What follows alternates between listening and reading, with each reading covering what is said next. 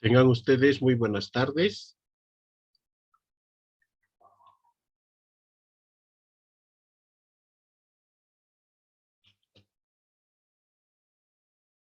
Vamos a dar inicio a las sesiones de hoy.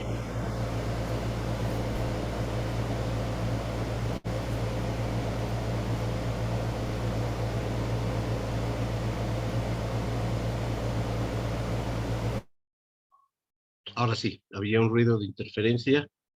Nada más quiero que me confirmen si el audio está llegando bien.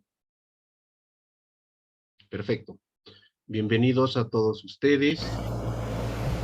Esta tarde de el primer día del Congreso que lleva adelante el Comité Iberoamericano de Ética y Bioética. En esta sesión de la tarde, en la sala B, nos acompaña la doctora Cristina Mejía Alarcón, el magíster Reinaldo Mojica y el doctor Alberto Valdés. Vamos a invitar a la doctora Cristina Mejía Alarcón, quien es doctora por la Universidad Andina San Simón en Gerencia de Recursos Humanos y Calidad, máster en Estrategia de Calidad y Competitividad por la Universidad Andina Simón Bolívar, especialista en Gerencia de Calidad y Competitividad de la Universidad Mayor de San Andrés, diplomada en Educación Superior de la Universidad Mayor de San Andrés, diplomada en Gestión de Redes Sociales de la Universidad Privada Boliviana, diplomada en Violencia de Género, en Derecho de las Mujeres y Periodismo de la Universidad Nuestra Señora de la Paz, diplomada en Derechos de Educadora certificada de Google, manejo de herramientas TICS y manejo de herramientas de diseño y edición para publicidad y mercadeo. La doctora Cristina Mejía Alarcón compartirá con nosotros el tema de comunicación científica y divulgación de la ciencia. Doctora Mejía, adelante por favor, el auditorio está con usted.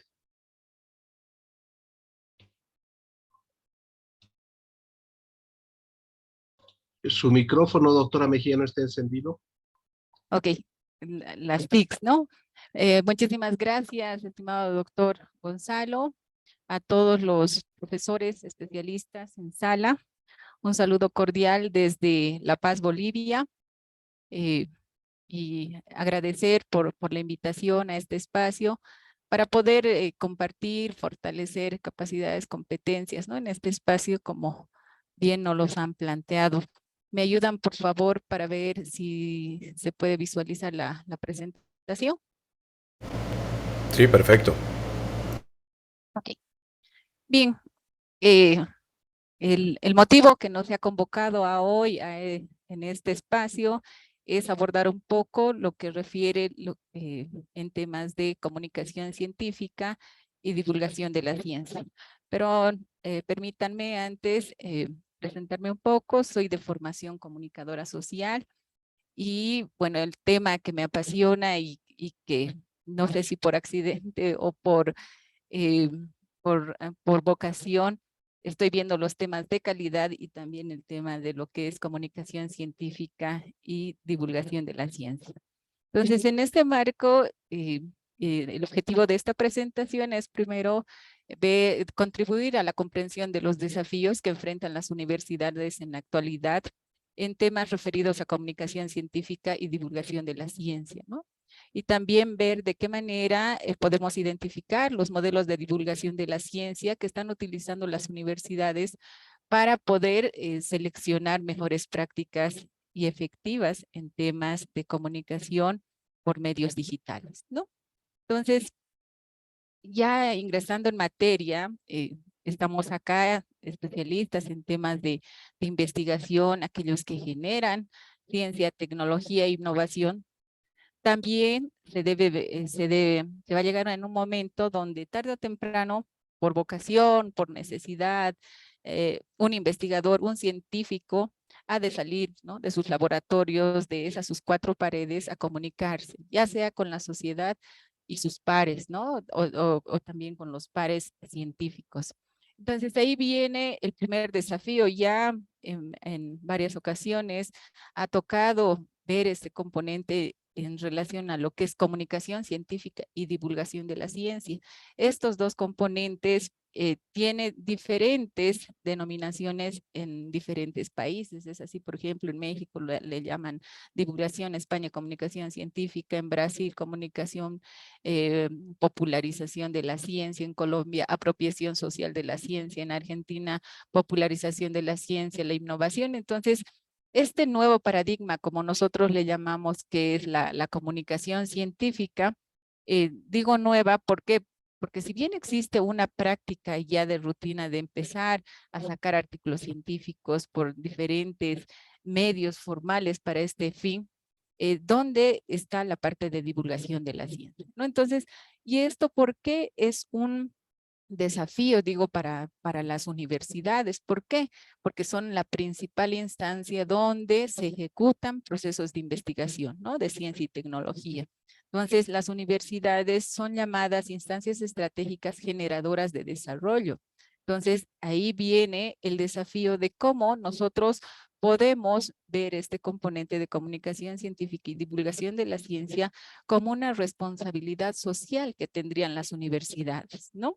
Y está dentro de sus deberes constitucionales la de construir una cultura científica, pero nosotros vemos de qué manera, ¿no? Porque es un desafío este componente, ¿no? Entonces, ahí nosotros entramos ya los científicos, y esto quiero, me permítanme hacer este abordaje, porque es muy común que dicen, ¿no? Comunicación científica es lo mismo a divulgación de la ciencia. Y ahí viene, ¿no? Difundir, divulgar. ¿Quiénes divulgan? ¿Quiénes difunden? Dicen, yo divulgo, yo presento mis resultados de investigación en mi revista divulgativa, ¿no? Entonces, ¿de qué manera, a qué discreción estamos manejando todos estos componentes? Entonces, la pregunta es, ¿son ellas una y lo mismo? Entonces, la pregunta es, se podrían considerar hermanas, pero no gemelas. Entonces, ¿qué quiere decir? Particularmente difieren en función a qué público se desea informar, ¿no? Entonces, ahí vamos viendo, vamos entrando en materia en lo que refiere, por ejemplo, comunicación científica, y esto es el speech clave que dice publica o muere. Entonces, cuando nosotros empezamos a abordar lo que es comunicación científica, empezamos a visualizar lo que refiere a generar artículos científicos, ¿no? Entonces, en relación a divulgación de la ciencia, que es básicamente transmitir todo lo que estamos trabajando a una sociedad civil, que nosotros le podríamos llamar como la sociedad silvestre, ¿no? Al ama de casa, a esa persona que no está vinculado con lo que nosotros trabajamos en laboratorios, ¿no? Y eso significa llegar en un lenguaje súper sencillo, en un lenguaje coloquial. Entonces, cuando hablamos de comunicación científica, y esto me ha pasado muy común que me preguntaban los científicos, es nosotros hacemos comunicación científica. Nosotros empezamos a producir, a difundir nuestro conocimiento por las revistas.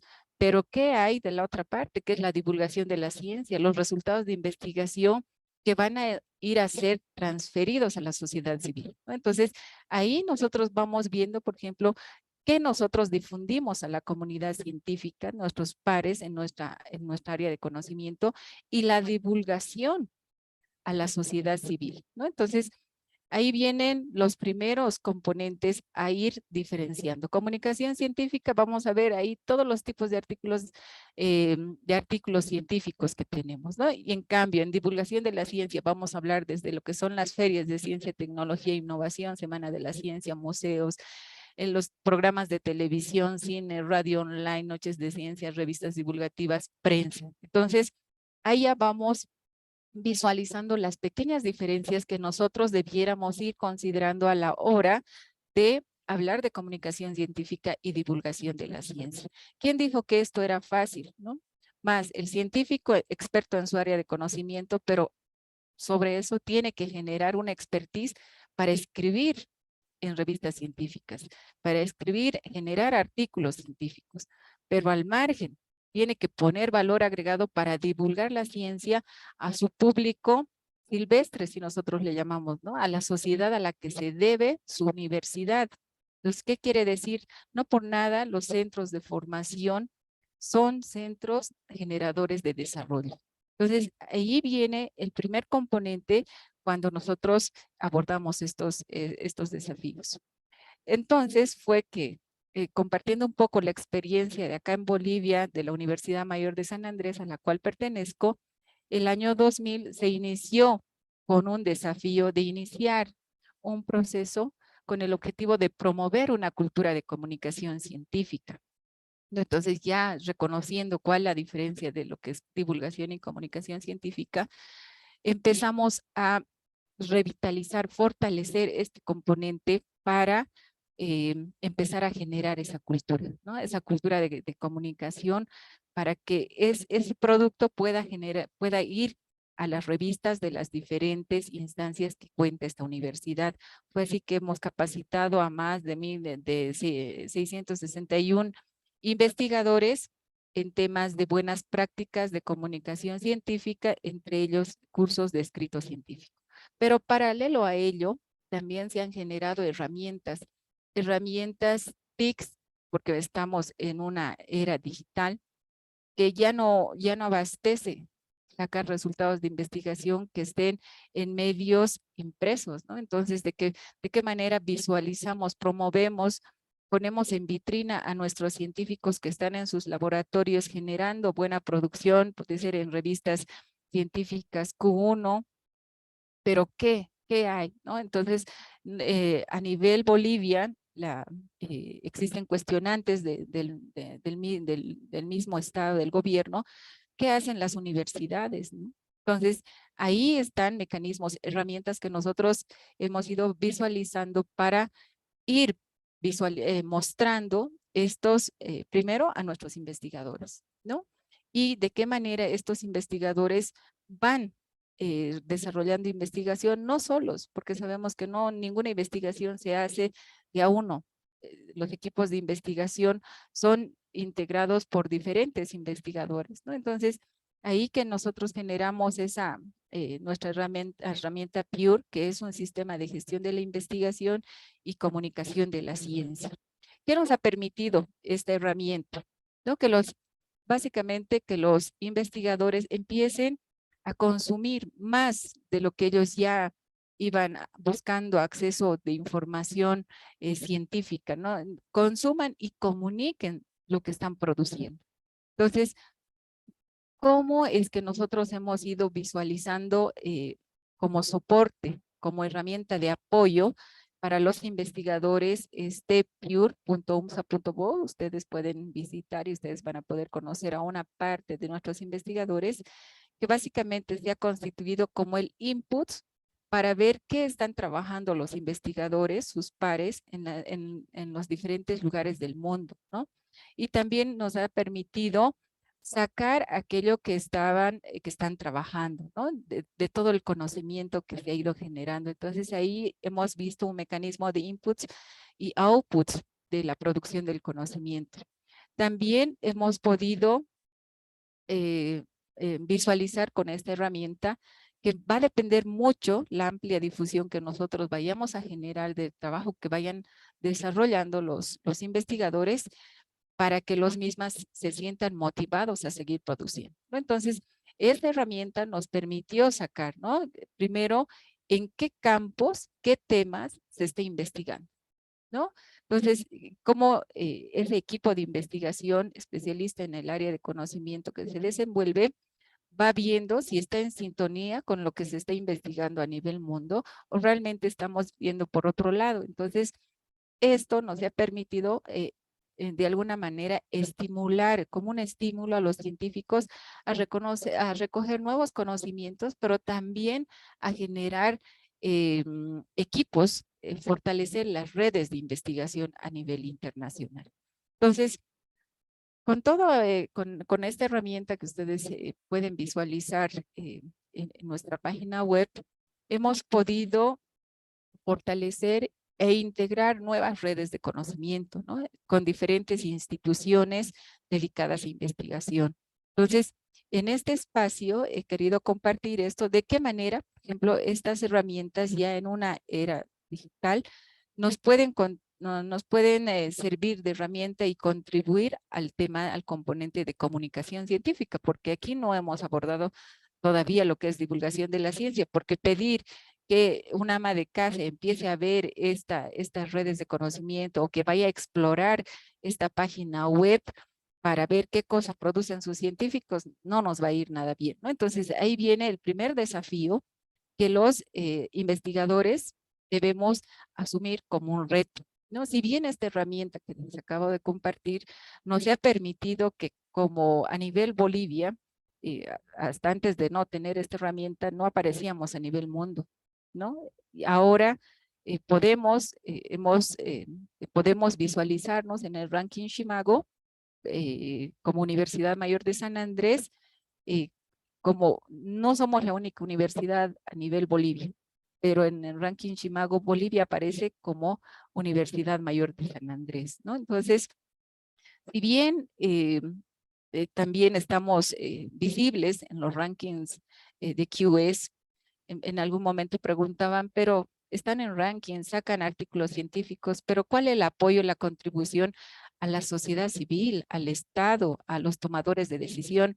Y ahí venía el desafío de decir de qué manera los investigadores podrían salir de su zona de confort, porque llegado el momento ya escribir artículos científicos les hacía que estén en una zona de confort olvidando lo otro, ¿no? Entonces de empezar a tener ese contacto con la sociedad.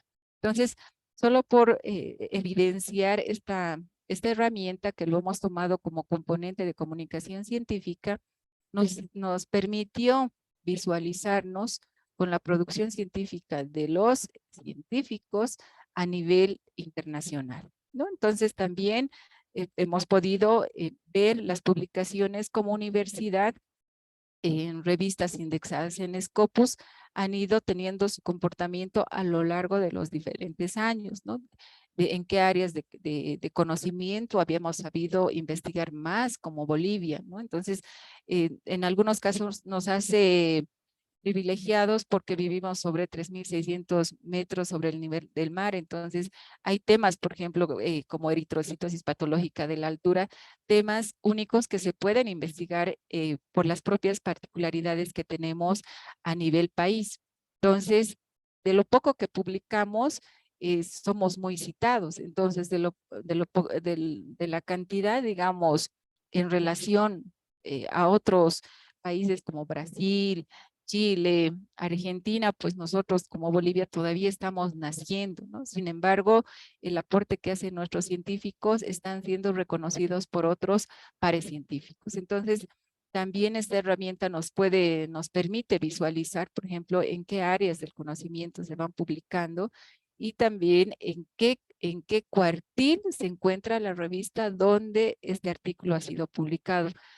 Con mucho orgullo podríamos decir que tenemos científicos que sí publican en revistas Q1 y están contribuyendo a la comunidad científica, ¿no? Entonces, ahí solo para tener una referencia de las citas recibidas por publicación en áreas de conocimiento y el porcentaje de citación a nivel global que nosotros tenemos de lo que publicamos, ¿no? Entonces, ahí viene el componente. Si bien hemos abordado todo lo que refiere a comunicación científica, eh, viene el desafío, ¿no? De la divulgación de la ciencia, pero aparece un nuevo componente que son las redes sociales.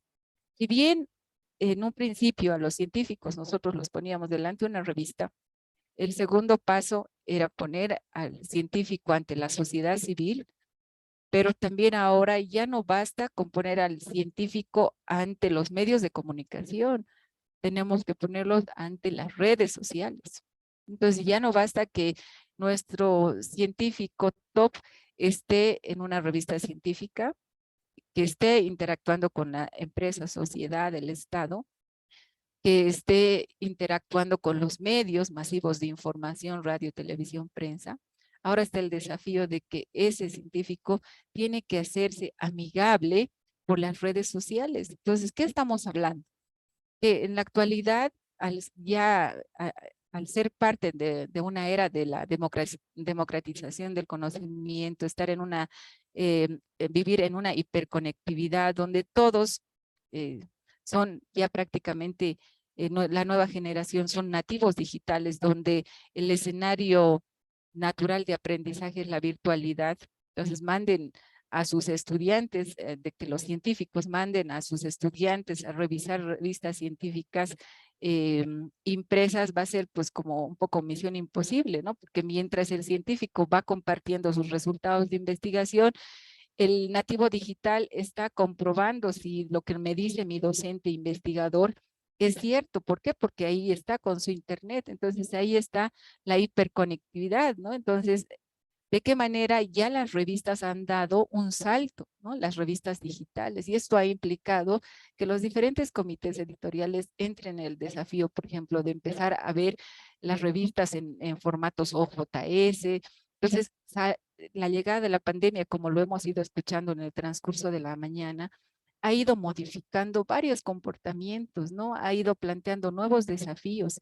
Sin embargo, también la pandemia nos dio cierta luz de darle un valor propio a los científicos, a esos investigadores que por muchos años han ido generando investigación, pero no eran valorados. Y en la actualidad, 2020, todo el mundo buscaba qué artículos, y ahí todo el mundo ha empezado a ver lo que, por ejemplo, pasaba con el fake news, ¿no? Entonces, ahora es por eso que decimos que uno de los retos de la comunicación científica ya no es suficiente estar ante los medios de comunicación.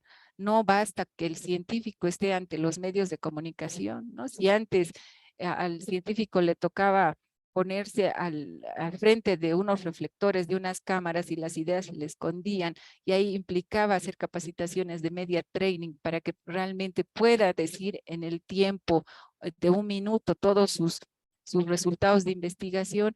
Ahora viene el otro desafío de llevar a esa comunidad científica ante las redes sociales, de cómo yo puedo publicar mi tesis doctoral o mi artículo científico en un Twitter, ¿no? De cuántas veces yo tuiteo.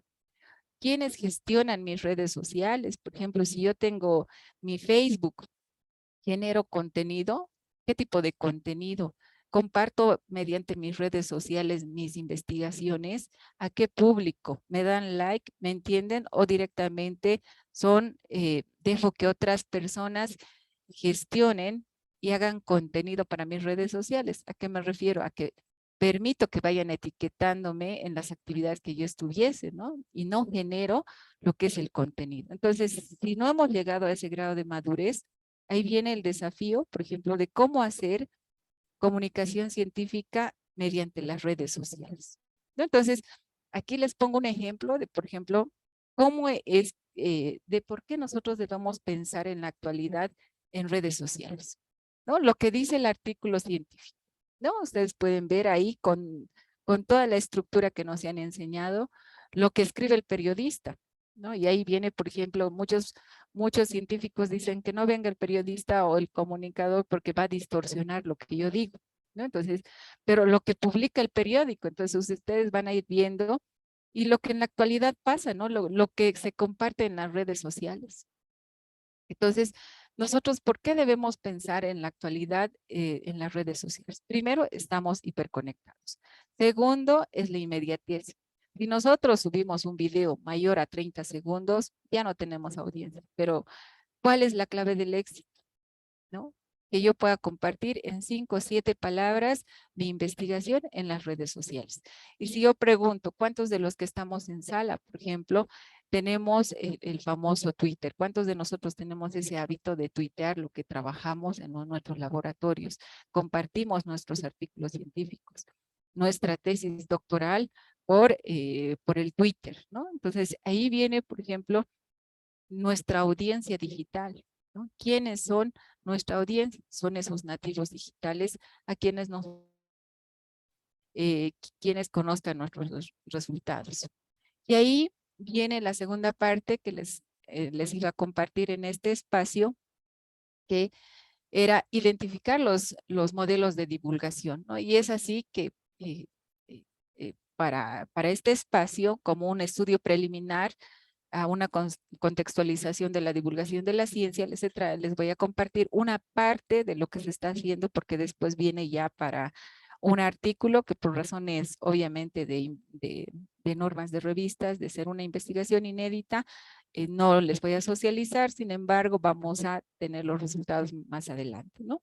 En junio de la presente gestión se ha desarrollado una encuesta en línea con una muestra para esta contextualización preliminar a 5 investigadores de las 15 universidades del sistema universitario de Bolivia, ¿no? Para valorar, por ejemplo, por qué medios digitales universitarios ellos toman conocimiento de lo que está generando, de lo que se está haciendo en su universidad. Esto en el marco de llevar a los científicos, a los medios, a las redes sociales, ¿no? Si porque nosotros preguntábamos radio, televisión, prensa, entonces iba a ser otro el ámbito de conocer esta investigación, ¿no? Entonces, en este marco básicamente era identificar los modelos de divulgación de la ciencia que están utilizando las universidades. ¿Para qué? Para empezar a poner en práctica esos medios efectivos, ¿no? Entonces, fue así que la encuesta ha sido desarrollada en 15 universidades del sistema de la Universidad Boliviana.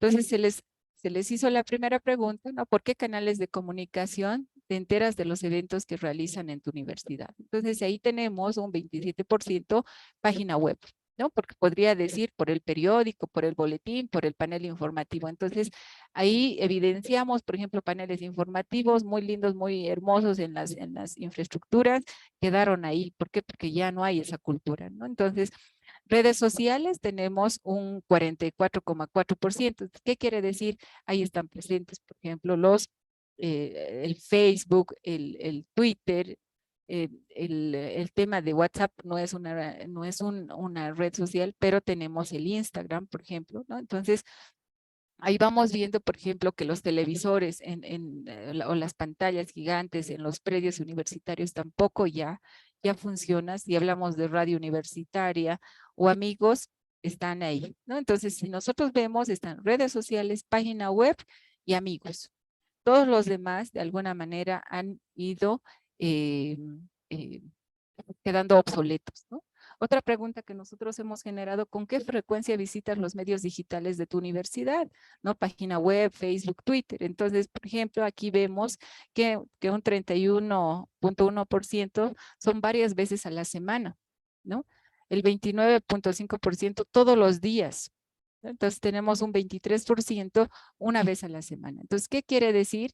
Que mínimo son 2 veces a la semana que la población, nosotros hemos agarrado a este grupo que son básicamente, si lo podríamos, docentes, investigadores, miembros de comités editoriales que están nadando en esto, ¿no? Entonces, esta es la realidad.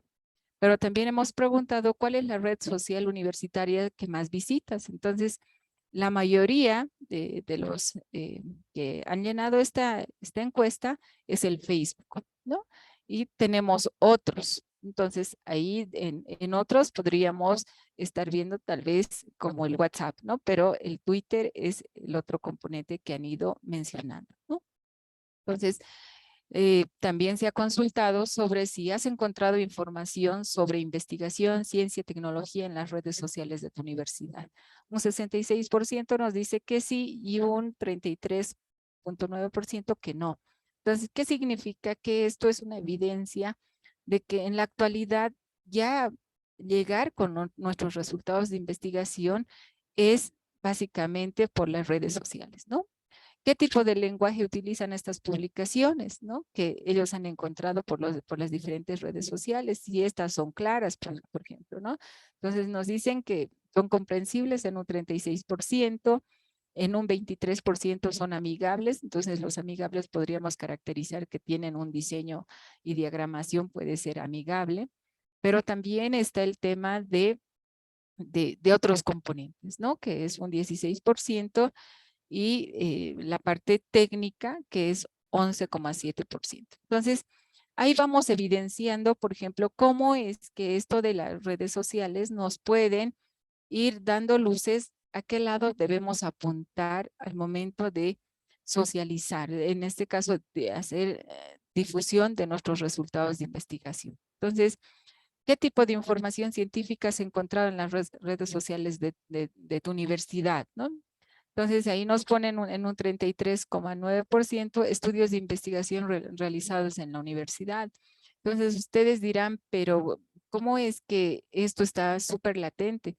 Puede ser que los cursos, nosotros asumimos que nos podemos decir que como hemos iniciado con un proceso de promover una cultura científica, ahí se ve por los diferentes especialistas lo estratégico que implica desarrollar, empezar a involucrarnos con estas herramientas, ¿no? Entonces, también está el tema de un 29% que están otros, ¿no? O sea, ¿qué tipo de otras informaciones? Y acá puede estar desde lo que son actividades de, por ejemplo, cursos, jornadas que la universidad puede estar desarrollando.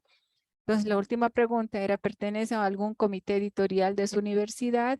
Y un 55% nos decía que sí y un 45% no. Entonces, ¿qué quiere decir? Que al margen, esto ya nos da un promedio, un parámetro de quienes estarían visitando, ¿no? Entonces, utilizando o buscando información por estas redes sociales. En ese marco, con todo esto que estamos abordando, los retos de la comunicación científica y la divulgación de la ciencia básicamente aplica a que la generación de conocimiento no es eh, simplemente divulgar, ¿no? O difundir. Si nosotros difundimos por alguna revista, ¿no? Alguna revista científica para con nuestros pares científicos, perfecto. Si no lo hacemos, no existe, ¿no? Pero si aquella investigación que nosotros hemos generado, hemos publicado en, en una revista, qué sé yo, Q1, pero si no es transferida a, por ejemplo, al Estado, a la empresa, a la sociedad civil o a las organizaciones sociales, como pasa en Bolivia, es equivalente a que no se hubiese publicado. ¿Qué quiere decir? Que no tenemos un impacto social. Podemos tener un impacto científico, sí, pero ¿dónde queda el componente de impacto social, ¿no? Si nosotros realmente estamos contribuyendo a generar mejores condiciones de vida, a promover una reactivación económica, a promover mejor desarrollo para nuestro país. Entonces, si bien podemos ir publicando, muchos decían, no solo es publicar en artículos, no todo es papers, ¿no? Que viene de la parte de la divulgación. Entonces, implica que comunicación científica y divulgación de la ciencia debe ir de la mano. ¿Para qué? Para que nuestro aporte, para que nuestro trabajo sea reconocido, tanto por la comunidad científica y la sociedad civil, ¿no? Entonces, si nosotros empezamos a promocionar de manera adecuada estos nuestros resultados de investigación, vamos a poder de qué manera coadyuvar a la demanda, tanto de la comunidad científica y de la sociedad civil, ¿no? Entonces, convertir los productos académicos en bienes de uso público es el primer reto, el primer desafío. ¿Para qué? Para que ese trabajo de las universidades vaya a ser reconocido por los tomadores de decisión, por la sociedad, para que las universidades vuelvan a tener ese protagonismo de ser generadores de desarrollo, ¿no? Entonces, asegurar que los resultados de investigación vayan a contribuir como parte de una responsabilidad social universitaria, ¿no? Que vaya a producir impacto social para con la sociedad, empezar a mejorar la calidad de vida, ¿no? Pero también está el componente de reconocer la comunicación científica para poder empezar a entablar buenas relaciones entre pares científicos. Y qué mejor, siempre traigo estos ejemplos, ¿no? Porque si bien los congresos científicos son canales eh, eh, que nos van a permitir afianzar esas redes de contactos, de investigadores, nos van a permitir también a generar nuevas líneas, nuevas líneas de investigación, ¿no? Tópicos. Entonces, pero de la mano de la divulgación de la ciencia. ¿Para qué? Para empezar a entablar buenas relaciones con el Estado, la academia, la empresa, las organizaciones sociales y la sociedad civil. Y sin dejar de lado que difundir nuestro conocimiento nos va a permitir integrar redes de conocimiento. No olvidemos que cuando concluye una investigación es cuando inicia una nueva investigación, ¿no? Entonces, cuando nosotros vemos es que cuando eh, inicia un nuevo proceso de investigación, cuando uno concluye en base a los resultados que se tienen, ¿no? Entonces, promover temas de ciencia en estudiantes, y este es un desafío, por ejemplo, es un reto de la divulgación de la ciencia, ¿no? Promover temas de ciencia en estudiantes, formación en divulgación de la ciencia. Si bien hemos ido formando en comunicación científica, que es cómo escribir un artículo científico original, cómo escribir un artículo de revisión, escribir cartas al editor, reseñas, el tema de registro varietal. Tenemos un sinfín de tipos de artículos. Ahora viene empezar a formar en divulgación de la ciencia, cómo generar contenido para Twitter, cómo generar contenido para redes sociales, cómo generar contenido para radio online, para podcast, cómo generar contenido para lo que refiere a televisión, ¿no? Ahora televisión digital, ¿no? Entonces, ahí vienen todos estos retos en relación a divulgación de la ciencia, incentivos para los divulgadores, ¿no? De qué manera empezar a dar esa recompensa a ese científico que se anima a generar tweets. A nivel Bolivia, se ha tratado de hacer una investigación de científicos que vayan a tuitear su investigación. Lastimosamente, no hemos podido encontrar científicos que tengan ese hábito de utilizar el tweet como medio para socializar sus resultados de investigación, ¿no? Otro reto es institucionalizar la divulgación de la ciencia al interior de las universidades, que ya no sea nada más porque me gusta, porque he generado la expertise o sé manejar las redes sociales, ¿no? Que se pueda institucionalizar, que pueda estar como una evaluación para la calificación de la parte de docencia e investigación, ¿no? Divulgación tiene que ser parte del proceso de investigación. ¿Qué quiere decir? Que ahora ya los equipos de investigación no solo pueden estar conformados por profesionales de la misma área del conocimiento, ahí pueden estar lingüistas, comunicadores. ¿Para qué? Para primero fortalecer esas capacidades, ¿no? Como dicen, para llegar lejos tenemos que subirnos a los hombros de los gigantes y empezar a intercambiar esas buenas prácticas, ¿no? Entonces, ahí está que en los equipos de investigación debieran estar los procesos, el componente de comunicación. No sé si en los países donde ustedes están, en los equipos de investigación tienen comunicadores, ¿no? Entonces, la idea es empezar a generar contenido de valor, ¿no? Cambiar esos imaginarios, cambiar esos imaginarios en los colectivos mentales que cada uno de nosotros tiene, ¿no? Cambiar ese imaginario en la sociedad civil para que pueda identificar realmente el aporte que realiza la comunidad científica, ¿no? Empezar a hacer el tema de que si la gente realmente está interpretando lo que nosotros estamos enviando como mensaje, ¿no? Entonces, ¿qué significa? Que el desafío es trasladar el valor que nosotros estamos generando al interior de nuestras instituciones.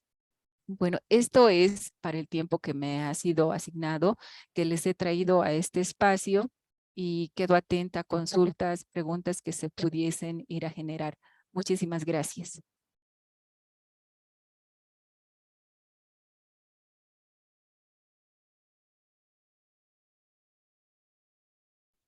Muchas gracias a la doctora Mejía. Si tenemos alguna pregunta en sala, este es el momento de formularla, por favor.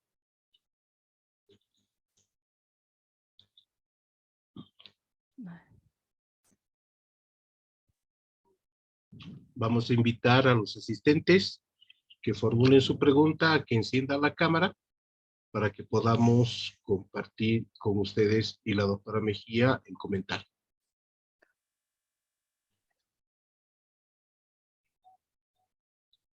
Llegó una pregunta por el chat y menciona: en nuestro medio la divulgación de comunicación científica o de estudios científicos básicamente se realiza en medios impresos. ¿Cuánta diferencia de validez puede significar, de validez del grupo científico, puede significar este comunicado limitado a medios impresos? Bien, como habíamos dicho, ¿no? Toda divulgación, ya sea impreso, está en la práctica, ¿no? El desafío es saltar. No es que le restamos valor, y ahí viene, por ejemplo, una consulta que en algún momento me la hicieron. Yo publico, ¿no? En la revista, en la memoria de mi institución, de mi facultad.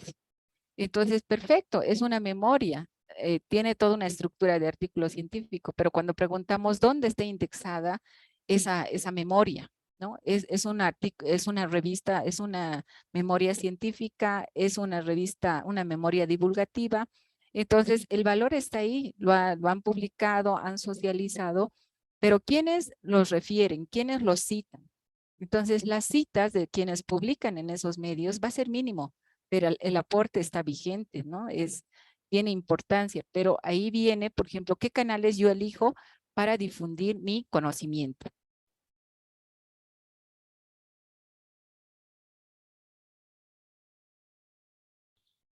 Muchas gracias, doctora Mejía. Si alguien más desea hacernos conocer una pregunta o un comentario.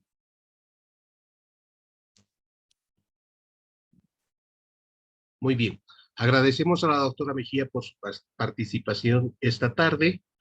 Vamos a pasar a la invitación hacia el magíster Reinaldo Mojica, quien tiene especialización en mercadotecnia, mención comercialización, es licenciado en administración de empresas, coach comunicacional y marketing, ejecutivo de relaciones públicas, jefe de la oficina de publicaciones y audiovisual, es analista de mercado, con experiencia de más de 15 años como instructor de oratoria, marketing, comunicación, experiencia de más de 10 años en producción y edición de audiovisuales, locución y musicalización.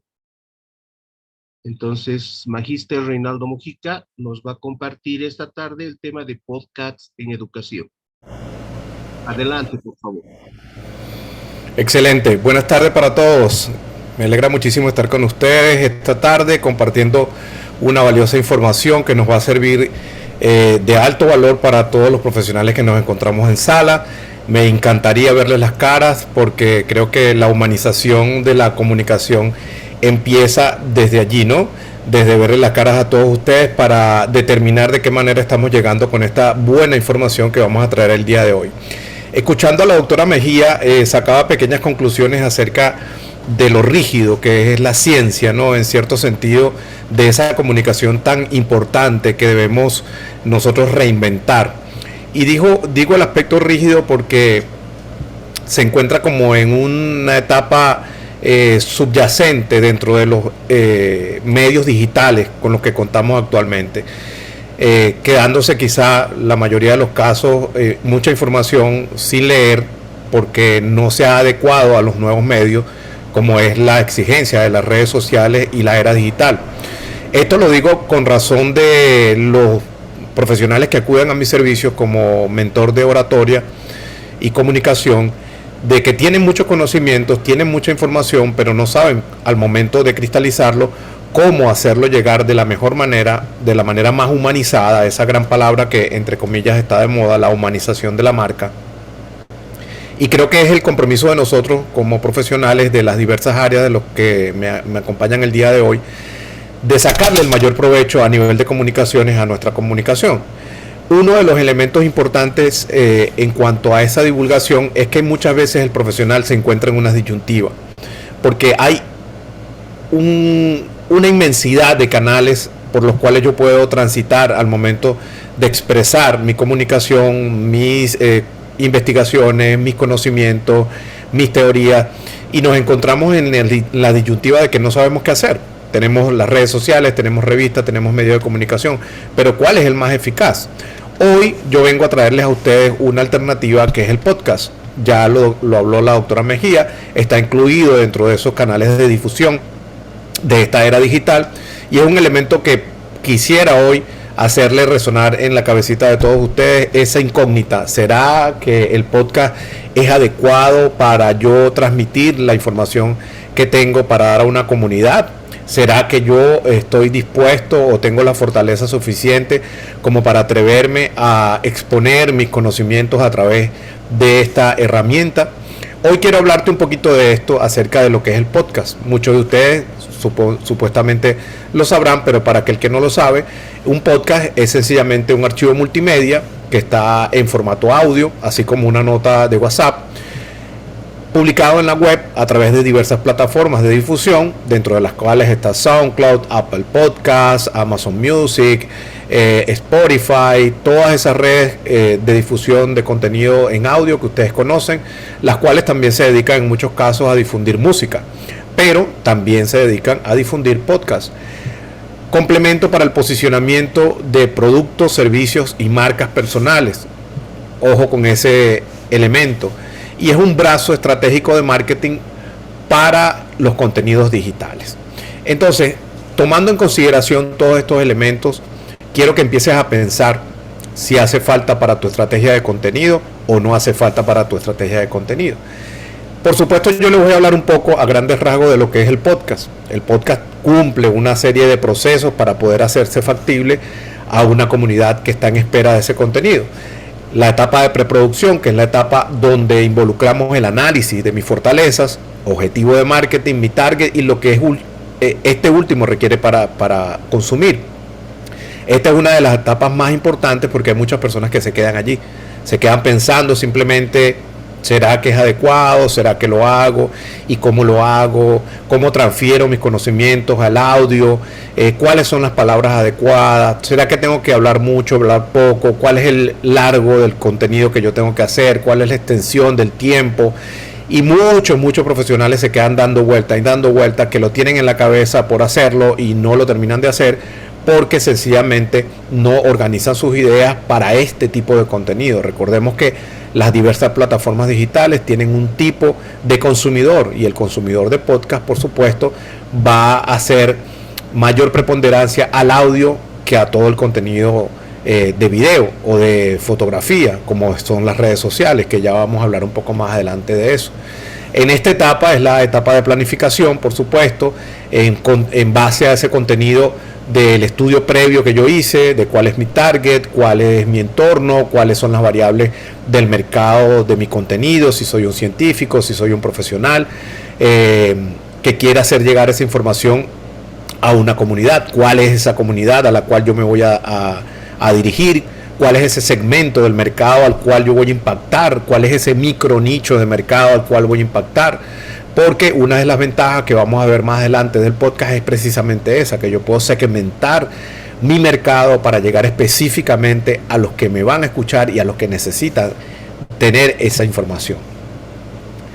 Luego viene la etapa de producción, que es la etapa del desarrollo y la consolidación de los elementos del contenido. Es la cristalización prácticamente dicha del guión, donde se inicia ese proceso de grabación, el proceso de edición, de musicalización, de la limpieza, del desarrollo de todo el contenido gráfico, de las portadas, de si voy a utilizar video, voy a utilizar fotografía dentro de la estrategia de publicidad de mi podcast.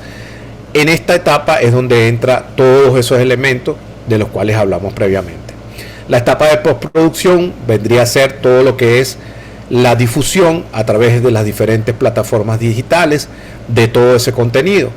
En muchos casos, ese mismo contenido de audio que se puede publicar en Spotify, en Apple Podcasts, en Anchor, en infinidad de redes sociales que existen para la difusión de contenido en audio, también es recomendable publicarlo en nuestras plataformas como Facebook, como Instagram, como YouTube, porque hay muchos usuarios que no consumen podcast en las plataformas de podcast, sino consumen más contenido en Facebook, en YouTube y en Instagram.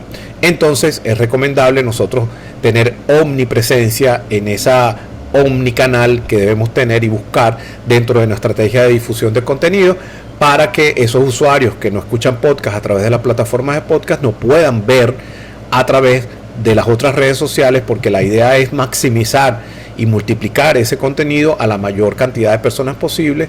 Y las redes sociales, por supuesto, como lo explicaron anteriormente, es un canal muy importante para difundir todo mi contenido de valor. Ahora, resumiendo un poco lo que es la etapa de preproducción, es donde nosotros debemos desarrollar nuestro objetivo estratégico, debemos determinar cuál es la atmósfera, cuál es el clima comunicacional que yo le quiero transferir a mi podcast. Va a ser un podcast formal, va a ser un podcast informal, va a ser un podcast anecdotario, histórico, científico o informativo meramente. ¿Cuál es esa dinámica informativa que yo le quiero transferir? Va a ser de alguna manera interactivo con el público, voy a hacer preguntas, voy a tener datos científicos. En fin, esta etapa de preproducción es la importante para nosotros determinar todos esos elementos. Por supuesto está el elemento de la programación, la planeación de la programación. ¿Cuál es la frecuencia que yo voy a utilizar para difundir esa información a mi público? Y entra otra etapa importante, que es la etapa de producción, que entramos ya de lleno dentro de los elementos técnicos, como es el micrófono que voy a utilizar, cuál tipo de audífono, a través de qué software lo voy a grabar. Es de hacer notar que no necesitamos tener una computadora y un micrófono para hacerlo, porque hay muchas plataformas online a través de tu móvil. Lo puedes hacer sin ningún tipo de micrófono y sin ningún tipo de software específico para la grabación. Es decir, tenemos alternativas, simplemente lo que tenemos es que investigar un poco cuál es la que se adapta más a nuestras necesidades y cuál es la que, a mi punto de vista, va a ser la más adecuada para mi contenido. Elementos vocales son importantes también mencionar dentro de este elemento de la producción.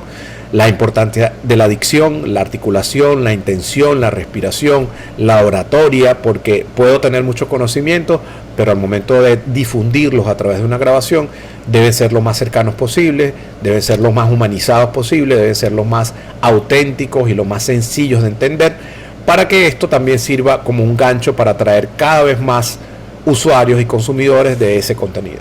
Por supuesto, dentro de esta etapa de producción entra todo lo que es la grabación, la edición y la musicalización de ese contenido, así como todos los elementos que lo van a acompañar. El diseño gráfico de la portada, si voy a utilizar video para las redes sociales como no son las de podcast, como es Instagram, YouTube y Facebook, para lo cual tengo que hacer una adecuación de ese audio a nivel de video para poderlo difundir a través de esas plataformas. Y otra parte muy importante, que es la etapa de postproducción, que entramos ya de lleno en todo lo que es la cristalización de todo ese contenido para publicarlo a nuestras audiencias.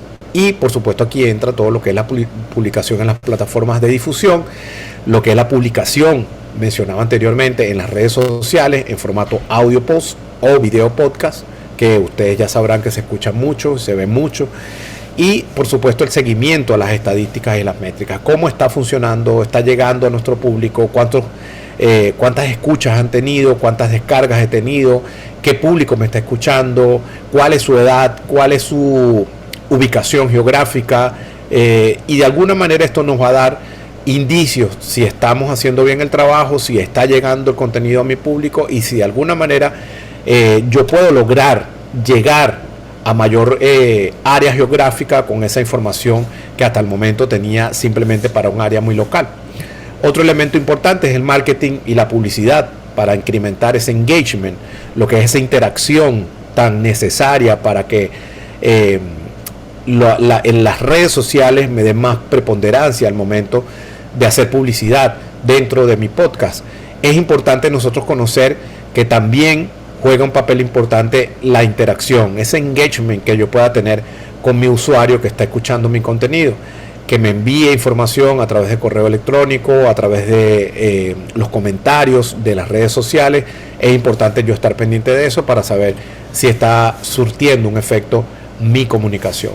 Hay muchos mitos que se ciernen a través de la producción de podcast. Uno de ellos es: debes ser locutor, debes tener una excelente voz, una excelente dicción, debe ser comunicador social, debe ser locutor radial o debe estar formado dentro de la carrera de comunicación social, lo cual es totalmente falso.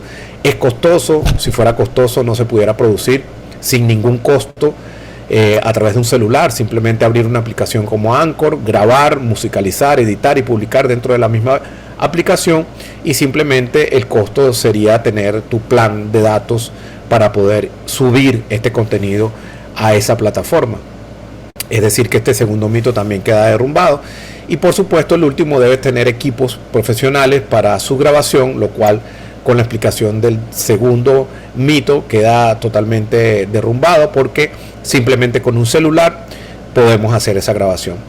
Hago la acotación, por supuesto, que mientras mayor calidad podamos otorgar en nuestro contenido, tanto en nuestra dicción, nuestra voz, nuestra locución, como el sonido, que tengamos un micrófono lo más profesional posible, que tengamos un software donde podamos hacer una limpieza de ese sonido para que sea agradable al oído. Recordemos que mayormente el podcast es escuchado en las plataformas de podcast y la gente mayormente le da más preponderancia al sonido, a la calidad. Es como ver una película borrosa. Si tú escuchas un podcast que no tiene ese sonido adecuado al agrado de tu oído, por supuesto que tú quizás vas a hacer clic y vas a pasar a otro con mayor calidad. Es importante también tener en cuenta las tendencias en el mercado del consumo de podcast. Aquí tenemos una gráfica elaborada por Nielsen Podcast Listener Buying Power Database del 2020, donde nos da una información que desde 2017 al 2026 ha habido un incremento importante. Incluso quise resaltar acá este 32,43% que fue desde el 2020 en la pandemia hasta el actual año, el incremento en los millones de consumidores a nivel mundial que están yendo a este medio de difusión como una alternativa para nutrirse de contenido de valor. Así que para el 2026 ya 974.6 millones de personas a nivel mundial van a estar escuchando podcast. Veamos entonces que es una excelente información estadística para nosotros tomar en cuenta de que hay muchísimas personas escuchando podcast, y si nosotros no estamos montados en esa ola, quizás nos estamos perdiendo un público bien importante para hacer llegar nuestra información, nuestras investigaciones, nuestro contenido profesional. Podcast en educación. ¿Cuáles serían las ventajas para ti que eres científico, para ti que eres profesional y que estás viendo que esto pudiera ser una alternativa? Recuerden que recientemente surgió Clubhouse, que es una red social simplemente apoyada en el audio. Entonces vemos que las redes sociales cada vez más le están dando preponderancia a este canal auditivo, porque sabemos todos que esa tendencia está en incremento y las redes sociales no se quieren quedar atrás. Una de las mayores ventajas es el alcance. Las redes sociales nos permiten un alcance, pero el podcast nos permite multiplicar ese alcance a mayor área geográfica, porque recordemos todos que la capacidad de microsegmentación que tenemos de nuestra audiencia, lo cual le explicaba anteriormente, que nos da el podcast, nos permite también llegar a ese consumidor microsegmentado que quiere escuchar específicamente acerca de una investigación científica, y nosotros podemos hacer llegar a ese usuario que nos quiere escuchar esa información.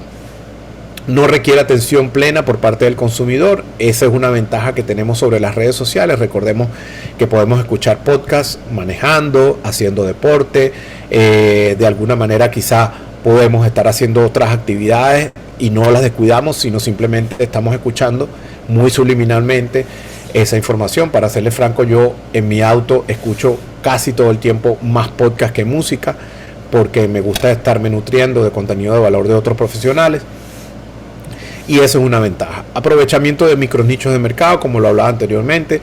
Si tienes un segmento bien especializado, si estás dedicado a la biología, a la química, si estás dedicado al mercadeo, si estás dedicado a la ciencia, puedes también tú de alguna manera microsegmentar ese mercado para llegar específicamente a él.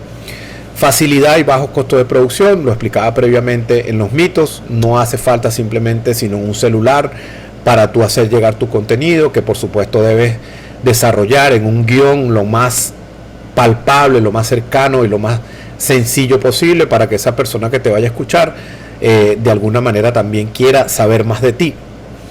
Recordemos que nosotros tenemos muchas maneras de decir las cosas y mayormente los científicos son un poco cuadrados con respecto a esta información y tienden a ser muy monótonos en esta comunicación. Creo que a manera de crítica constructiva es una de las características más resaltantes que el podcast nos permite, que es que nos están viendo y esas personas que tienen miedo escénico se pueden soltar un poco más y pueden hacer llegar de una manera más humanizada ese contenido. Consumo mundial en altas tendencias, como lo pudieron ver en las estadísticas anteriores, eso va incrementándose cada año.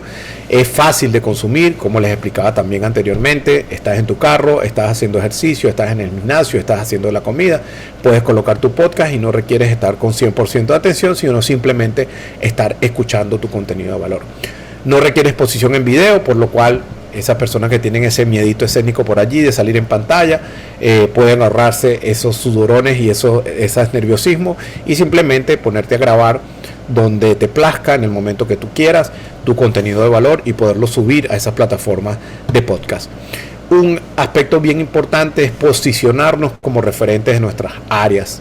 Es importante nosotros ir construyendo esa base de comunicación a través de redes sociales, de revistas especializadas, de podcast, por supuesto, nuestras reuniones virtuales, que es un elemento bien importante para todos ustedes. Y por supuesto, esto nos sirve como una vía importante para la monetización. Hay muchas personas que han acudido a mí por los servicios de mentoría en podcast y lo primero que me preguntan es ¿cómo monetizo? Yo le digo, bueno, primeramente tienes que quitarte de la cabeza al momento de producir algo que es para monetizar, porque pierdes la autenticidad, pierdes la pasión, pierdes la creatividad, porque estás pensando más en lo que te va a producir económicamente que en lo que se va a nutrir el oyente con tu contenido. Pero sí es cierto de que el podcast nos sirve como un brazo ejecutor para posicionarnos como referentes y por supuesto que esa persona que nos está escuchando quiera saber un poquito más acerca de nosotros. Entonces, bueno, que en esas estrategias de la grabación de nuestro contenido de valor tengamos ese call to action al final. Búscame en las redes sociales, envíame un correo electrónico, comparte este podcast para que otras personas se puedan nutrir de este contenido y de alguna manera esto nos permite también acercarnos a un público que quizá puede ser un cliente, quizá puede ser un socio comercial, quizá puede ser una persona que esté interesada en saber más acerca del contenido y nos puede conseguir a través de nuestras redes sociales o de los elementos que nosotros involucremos a nivel de contactos.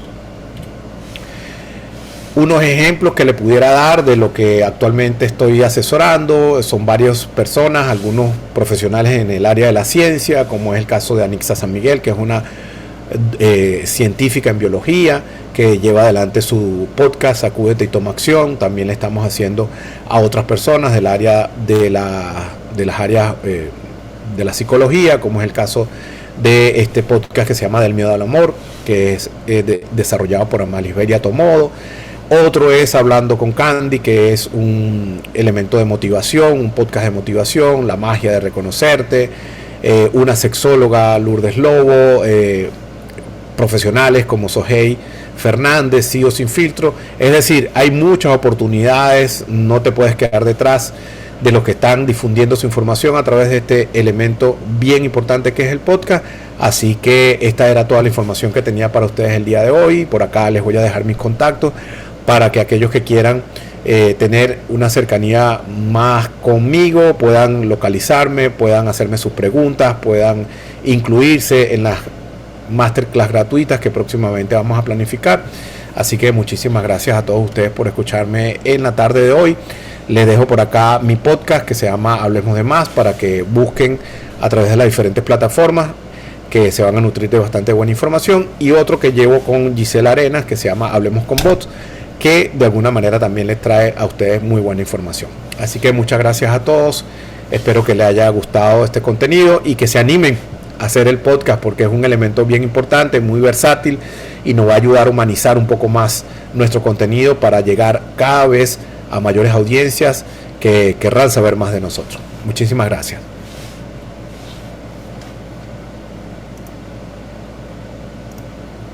Muchas gracias, doctor Mojica. Tenemos aquí una pregunta que llegó anticipadamente y es muy interesante.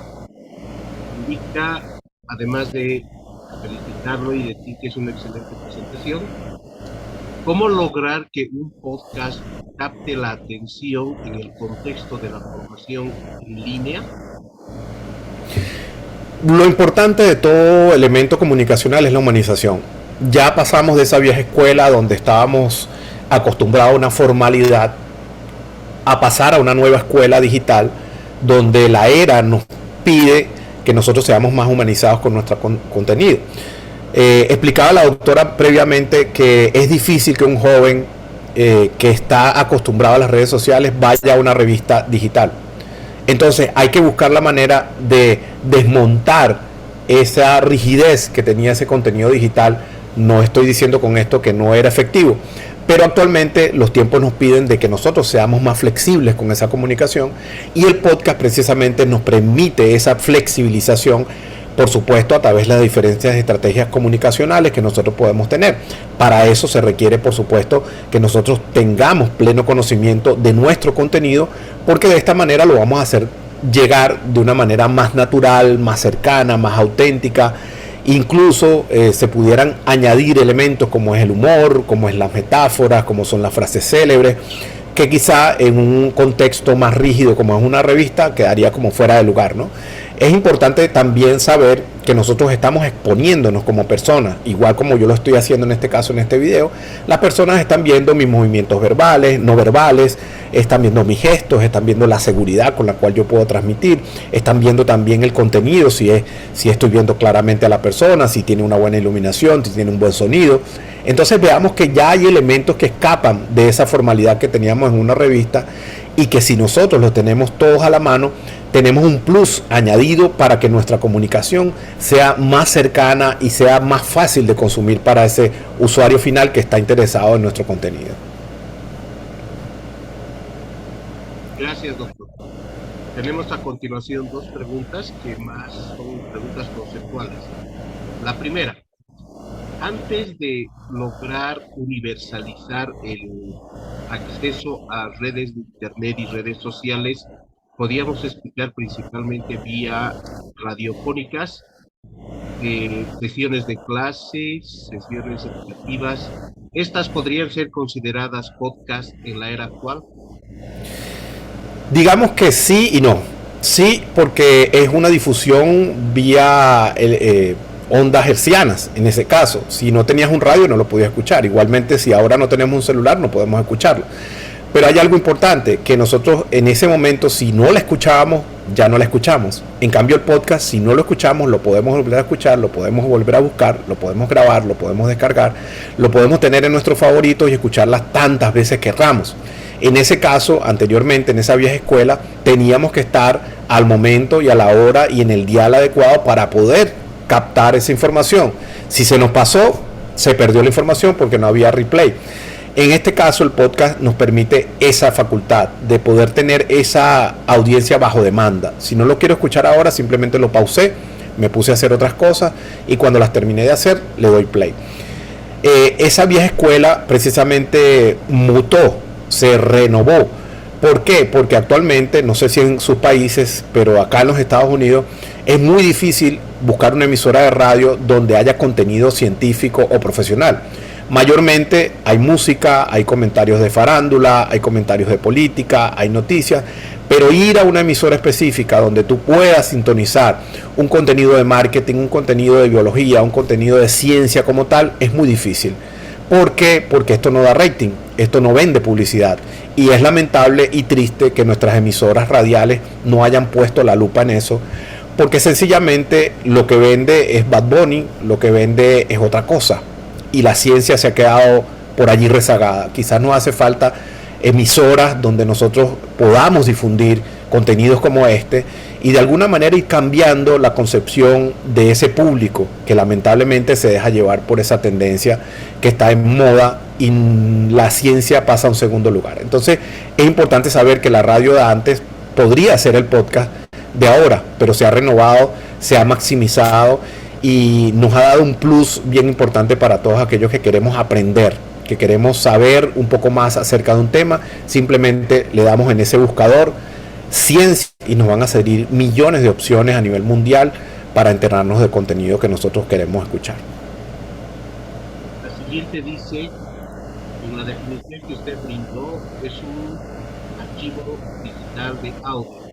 Sin embargo, especialmente en la época de la pandemia y post-pandemia, vemos en YouTube, cuando dicen podcast nativos y están viendo archivos de video. ¿Estos Sí. también son considerados podcast? Son considerados videopodcasts porque estos mismos salen a través de las redes sociales de podcast. Es importante lo que yo les hablaba previamente. Si yo tengo un podcast y simplemente lo publico en mis redes de podcast, como es SoundCloud, Spotify, todas las que le hablé anteriormente, me voy a quedar a mitad de camino, ¿no? Porque hay personas que quizá no escuchan podcast, pero sí ven YouTube. Entonces nosotros hacemos una adecuación. Tal es el caso del podcast que yo tengo con Gisela Arenas, que lo hacemos tanto en video como en podcast a nivel de audio, porque sabemos que hay público para todo. De repente hay una persona que nos quiere ver y hay unas personas que nos quieren escuchar sencillamente. Pero mientras más completo tengamos ese contenido visual y auditivo, mayores audiencias vamos a conseguir. Porque hay personas que se convencen más por verme que por escucharme. Ver mis gestos le dan mayor propiedad, mayor seguridad, mayor empatía. Y recordemos que la comunicación es un compendio de muchos elementos visuales, auditivos, kinestésicos. Y recordemos que las audiencias también se segmentan. La audiencia auditiva, la audiencia kinestésica, la audiencia visual. Si nosotros podemos cubrir esos tres aspectos, estamos ganando el 100% de la audiencia. Entonces, no pensemos solamente en hacer un podcast quizás para aquellas personas que están empezando, hazlo solamente en audio, para que vayas monitoreando, para que vayas viendo cómo funciona, y cuando ya te sientas con la fortaleza suficiente para hacer ese podcast en video, entonces ahora el reto es hacerlo en audio y en video para llegar a esas otras plataformas como es YouTube, como es Instagram, como es Facebook, como es Twitter, como es LinkedIn, que de alguna manera hay un público bastante apetecible para poder llegar a ellos. Muchas gracias, doctor Mujica. A su orden. Cerró la sesión. Pasamos el micrófono a la sala si alguien tiene alguna pregunta para el doctor Mujica. Ok, agradecemos a nombre del Comité Iberoamericano de Ética y Bioética al doctor Reinaldo Mujica, quien nos ha hablado de podcast en educación. Doctor, esperamos tenerle una próxima convocatoria que sigue nos lanza. Muchas gracias y bueno, quedo abierto a cualquier persona que requiera apoyo, información, por allí están mis contactos, simplemente me escriben y seguramente vamos a conseguir una alternativa para su podcast. Muchas gracias, doctor.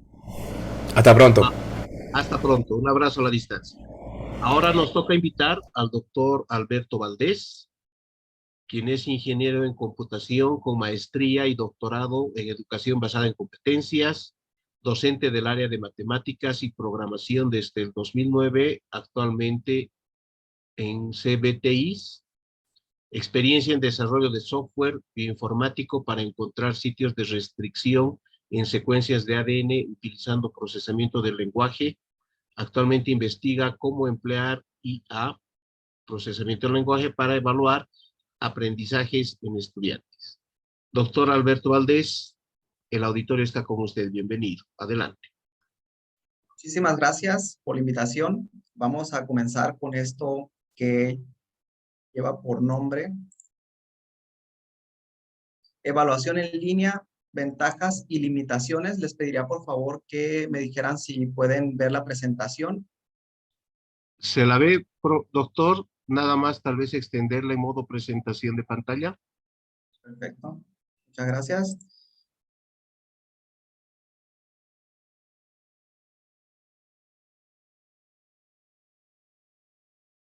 Muy bien, vamos a comenzar con esta parte de la evaluación en línea. Como el nombre lo dice, vamos a evaluar las ventajas y limitaciones. Esa parte de las ventajas y limitaciones, pues, quedará más a conciencia de cada una de las personas que están aquí en el auditorio. Y, bueno, vamos a empezar con el término evaluar y medir, ya que no es lo mismo. Medir, bueno, voy a empezar con evaluar, que es básicamente, nosotros siempre estamos evaluando como seres humanos. Ustedes en este momento me están evaluando mi expresión, mi forma de dirigirme hacia ustedes, mi seguridad, están evaluando quizás las diapositivas, etcétera. Evaluar es un proceso inherente al ser humano, es decir, no nos podemos deslindar de esta función que nosotros podemos realizar prácticamente ante todo. Y medir, pues básicamente sería llevar esa evaluación a un valor numérico. En el contexto escolar, nosotros en todo momento estamos evaluando a nuestros estudiantes y en algún momento dado que tendremos que capturar calificaciones, pues ahí viene la medición.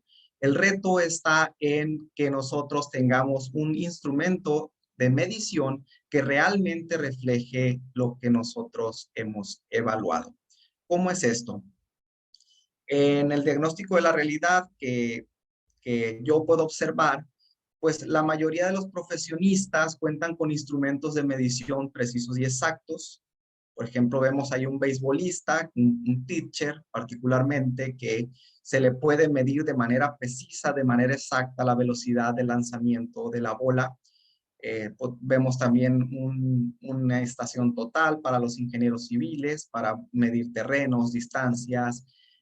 Los médicos tienen también algunos equipamientos de medición bastante confiables, pero los maestros pues no tenemos este tipo de tecnología, o por lo menos no la teníamos hasta hace unos pocos años. De eso se trata esta investigación, de poder llevar una investigación científica que fuera con un alcance de tipo, digamos, aplicativo, generar más que ciencia, también tecnología. ¿Cuál es la problemática entonces? Que los maestros no tenemos este tipo de instrumentos de medición. Entonces, cuando vamos a medir el aprendizaje de un estudiante bajo ciertos términos, hay ocasiones en los que cometemos alguna injusticia, porque muchas veces vamos a suponer que tenemos un estudiante que para nosotros es un estudiante que ya logró alcanzar la competencia, es un estudiante de 10, pero por ejemplo, quizás la rúbrica que yo estoy utilizando le arroja un 9 de calificación. Este tipo de imprecisiones se da porque la tecnología que utilizamos los docentes es bastante precaria, como son las listas de cotejos, las rúbricas y los exámenes estandarizados. Vamos a ver cómo es que lo podemos solucionar. Algunos ejemplos en clase es, aquí lo dice, Pedro y Ana obtuvieron la misma calificación al aplicar la rúbrica. Sin embargo, considero como docente que Pedro tuvo mayor nivel de logro que Ana. Es decir, los dos, el instrumento de rúbrica o lista de cotejo o lo que yo estoy utilizando le arroja la misma calificación, pero yo en el fondo sé que uno alcanzó más nivel que otro. Y aquí es donde vienen las situaciones de injusticia, porque vamos a suponer que en la boleta le aparece a uno 9 y a otro 10. El que le apareció 9 no le parece, dice, ¿por qué si sacamos lo mismo? A uno le aparece 10, eso es injusto, pero lo que yo les comento a mis estudiantes es que realmente eso no es injusto, es que estoy siendo más bien justo al decir que uno de ustedes dos obtuvo un mayor progreso. Sin embargo, lo que no es justo es lo que está arrojando mi instrumento de evaluación.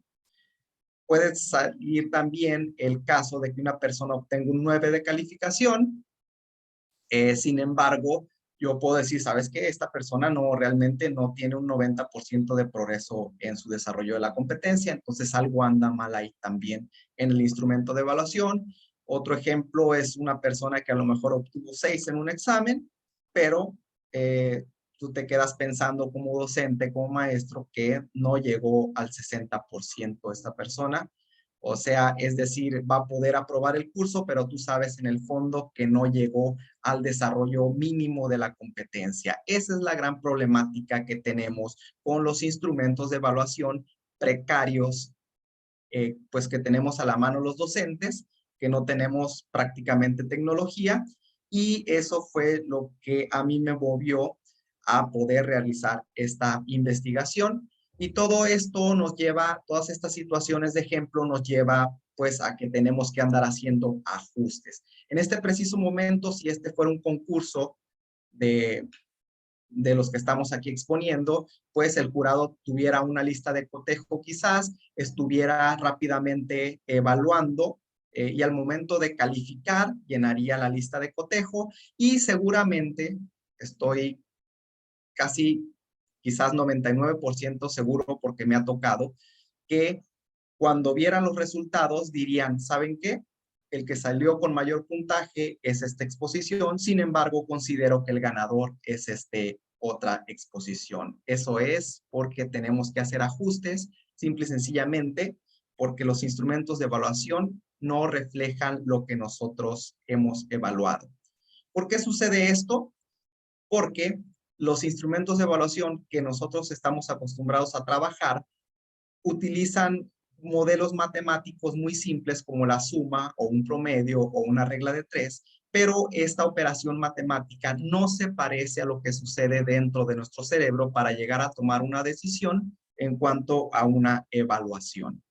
Es decir, cuando tú vas a un restaurante y pides un alimento y tu compañero que te acompaña te dice, valga la redundancia, te dice, oye, ¿sabes qué? ¿De cuánto te pareció el alimento? Bueno, me pareció de 8.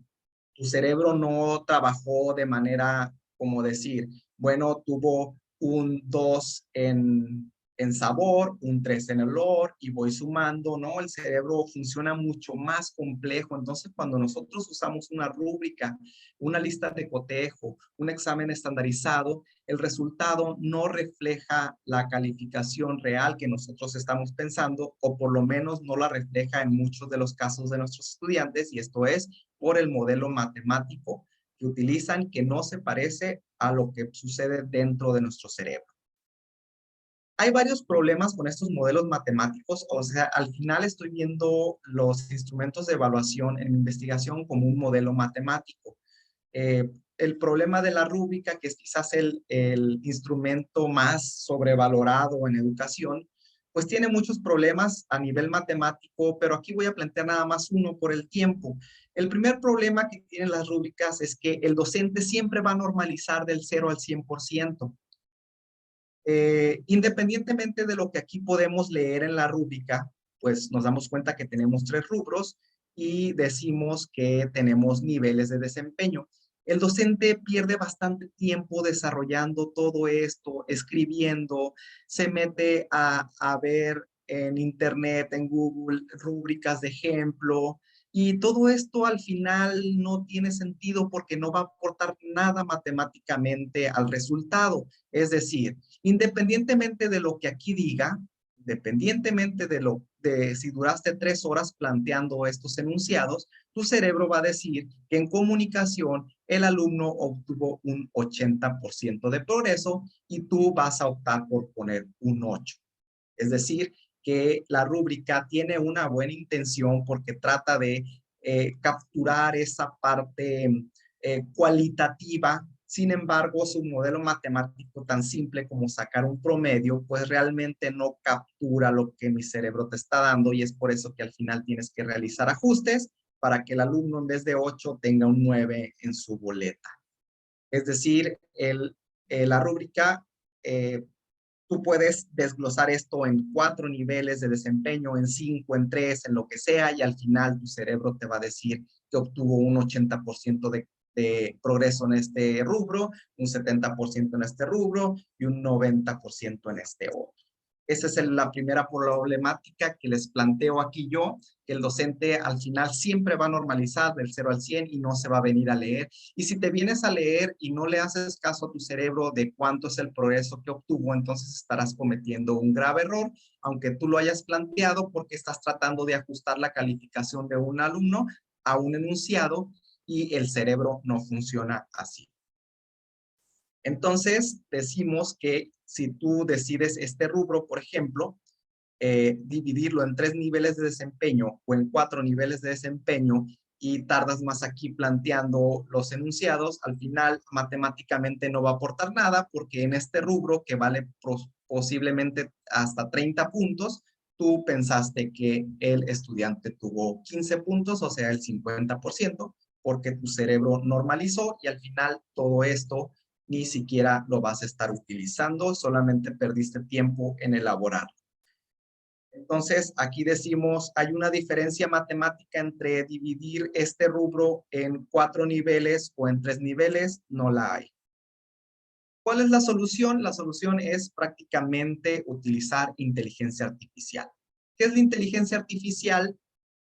Pues la inteligencia artificial, como todo concepto, es polisémico, no hay un concepto como tal que tú puedas decir esto es inteligencia artificial, pero si nosotros nos ponemos a revisar la literatura, podemos ver que la inteligencia artificial permite desarrollar algoritmos o programas o software o aplicaciones, como le quieras llamar, que estén dotados de cierto comportamiento cognitivo humano. En este caso, podemos hacer la división entre razonamiento y aprendizaje, es decir, un software, un robot, una aplicación inteligente es aquella que pueda aprender o que puede razonar. Te doy un ejemplo rápido. YouTube tiene inteligencia artificial porque él aprende de tus búsquedas y te va haciendo predicciones o te va haciendo algunas sugerencias en base al aprendizaje que ya tuvo. En este caso, lo que yo apliqué para el software no es aprendizaje, o sea, mi software no es capaz de aprender, sino más bien de razonar. ¿Qué es esto? El software obtiene las calificaciones de entrada, imita a mi cerebro, cómo es que mi cerebro llega a tomar una calificación y te lo arroja de tal manera que el valor que te arroja este instrumento que tú plantees aquí va a ser mucho más apegado, va a ser más confiable, más preciso, más exacto, es decir, más justo que utilizar una rúbrica o una lista de cotejo. ¿De dónde salió este software? Bueno, sale del proyecto doctoral, donde hicimos un software que nada más podía trabajar con una asignatura. En este caso, el software ya evolucionó, ya se puede trabajar con cualquier asignatura, cualquier competencia, en cualquier parte del mundo, en cualquier nivel educativo. Y bueno, estos son unos resultados para que te des cuenta. Mira, por ejemplo, tuvimos rúbricas, planteamos diferentes modelos matemáticos con las rúbricas y básicamente, aunque el maestro aquí se dé de topes, es lo mismo sacar un promedio que hacer una regla de 3. Hacemos una regla de 3 cuando damos ponderaciones. Por decir, voy a pedir un ensayo, la introducción vale el 20%. El desarrollo vale el 40%. Eso es una regla de 3. Pero al final, matemáticamente, eso no aportaba nada. Y prácticamente más del 90% de las calificaciones no variaban entre las dos rúbricas, pero con el sistema experto, la variación pues era bastante notoria. Podemos encontrar aquí en ese artículo lo que viene siendo los resultados de esa investigación. Hay muchos resultados, nada más es uno.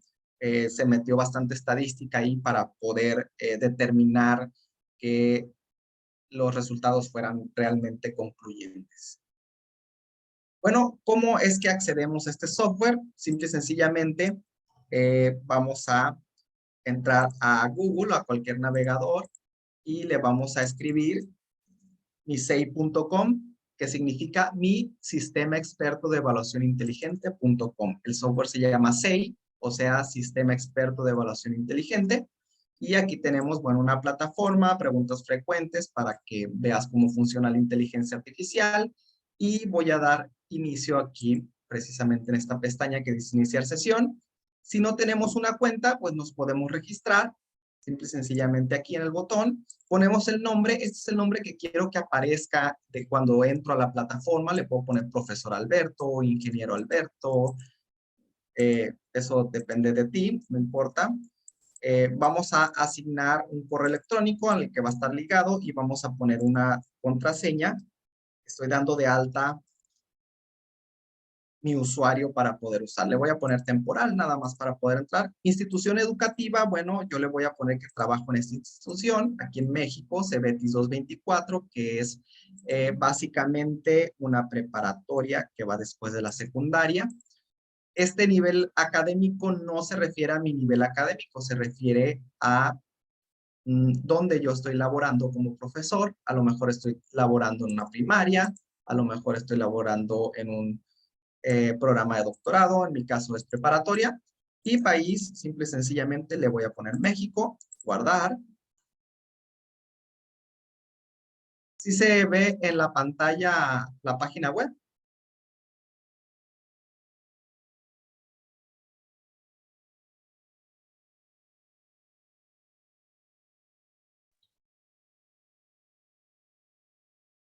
Hola, profesor Valdés. Sí, alcanzo a ver, ¿sí se ve la página web? No, no ha abierto página web, sigue en el PowerPoint. Ok, perdón, discúlpeme. Entonces, es aquí. No Ahora sé si sí. ahí, ahora sí, bueno.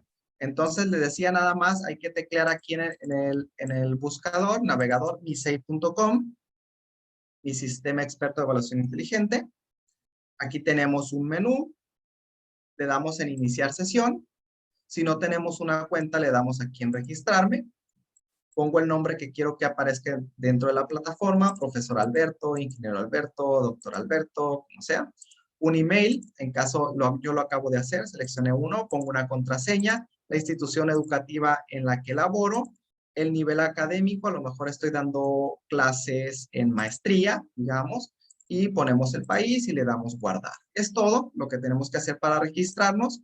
Una vez que hacemos eso, nos llega un correo electrónico con nuestro dato de usuario y contraseña, pero ya lo tengo. Aquí está. Voy a ingresar y ahora sí voy a poder entrar porque ya me registré. Me voy a encontrar con esta plataforma bastante intuitiva, bastante fácil de usar, con un menú aquí de 4 opciones, o también el menú lo tengo aquí de manera flotante. Tengo una institución que fue la que puse cuando me di de alta con mi usuario y puedo crear más instituciones o más escuelas. ¿Por qué? Porque a veces que los profesores trabajamos en varias escuelas. Voy a crear una escuela nueva, puedo desplazarme aquí o bien puedo venirme al menú flotante y ponerle escuelas. Le voy a dar un clic y me aparece este por default, que es cuando yo me di de alta. Le voy a dar al símbolo de más para agregar una escuela y vamos a decir que también trabajo, digamos, aquí en la Universidad Autónoma de Sinaloa y le voy a poner activo. Miren, así de fácil creamos una institución. Si en un momento dado tú ya no trabajas aquí, lo que vas a hacer, lo puedes eliminar, pero perderías todo el histórico de las evaluaciones. También lo puedes editar o modificar y simple y sencillamente ponerle inactivo. Cuando tú pongas que es inactivo, pues todos los grupos que tú tengas ahí almacenados, simple y sencillamente se van a ocultar. Si los quieres volver a ver en algún momento, lo editas o lo modificas y aquí le vas a poner nada más activo. Y se vuelven a poner aquí. Así creamos una institución. Cada vez que nosotros entramos a trabajar a una nueva institución, venimos y agregamos aquí simple y sencillamente el nombre y le ponemos que está activo. Me voy a desplazar al inicio, ya sea de aquí o de acá. Y miren, ya tengo en escuelas, tengo CBETIS 224 y tengo UAS. Si yo le doy un clic aquí arriba de UAS, vemos cómo me cambié de institución y miren, me vuelvo a cambiar de institución.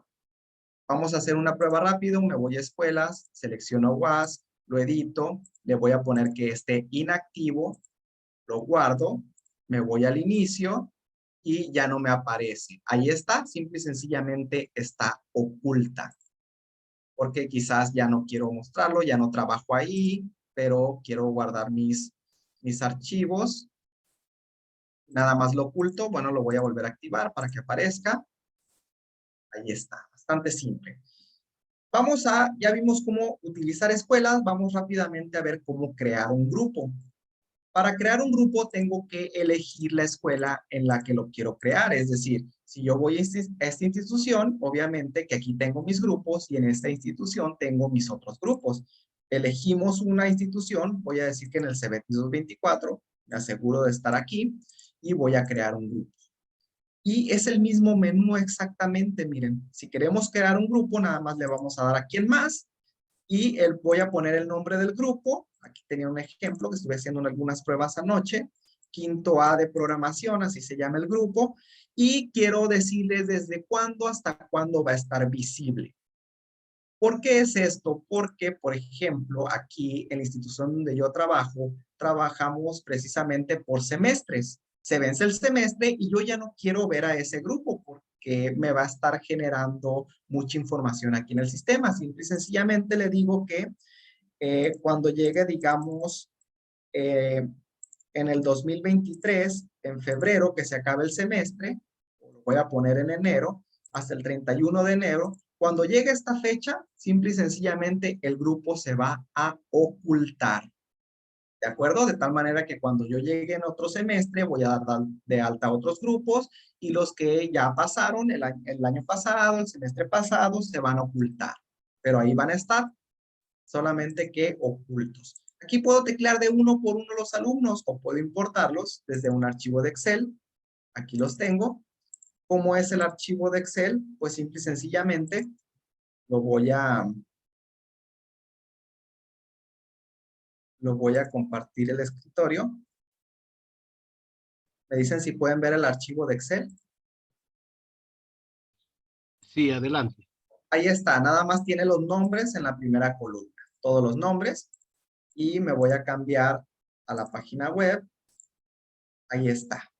Si quiero agregar a algún otro alumno, pues lo agrego manualmente porque no estaba en la lista de Excel. Me voy a agregar a mí mismo, digamos, Valdés, Sandoval, Alberto, agregar, por acá ando, después lo va a ordenar y le doy guardar y ya se creó el grupo. Bastante simple esto. Vamos a ver.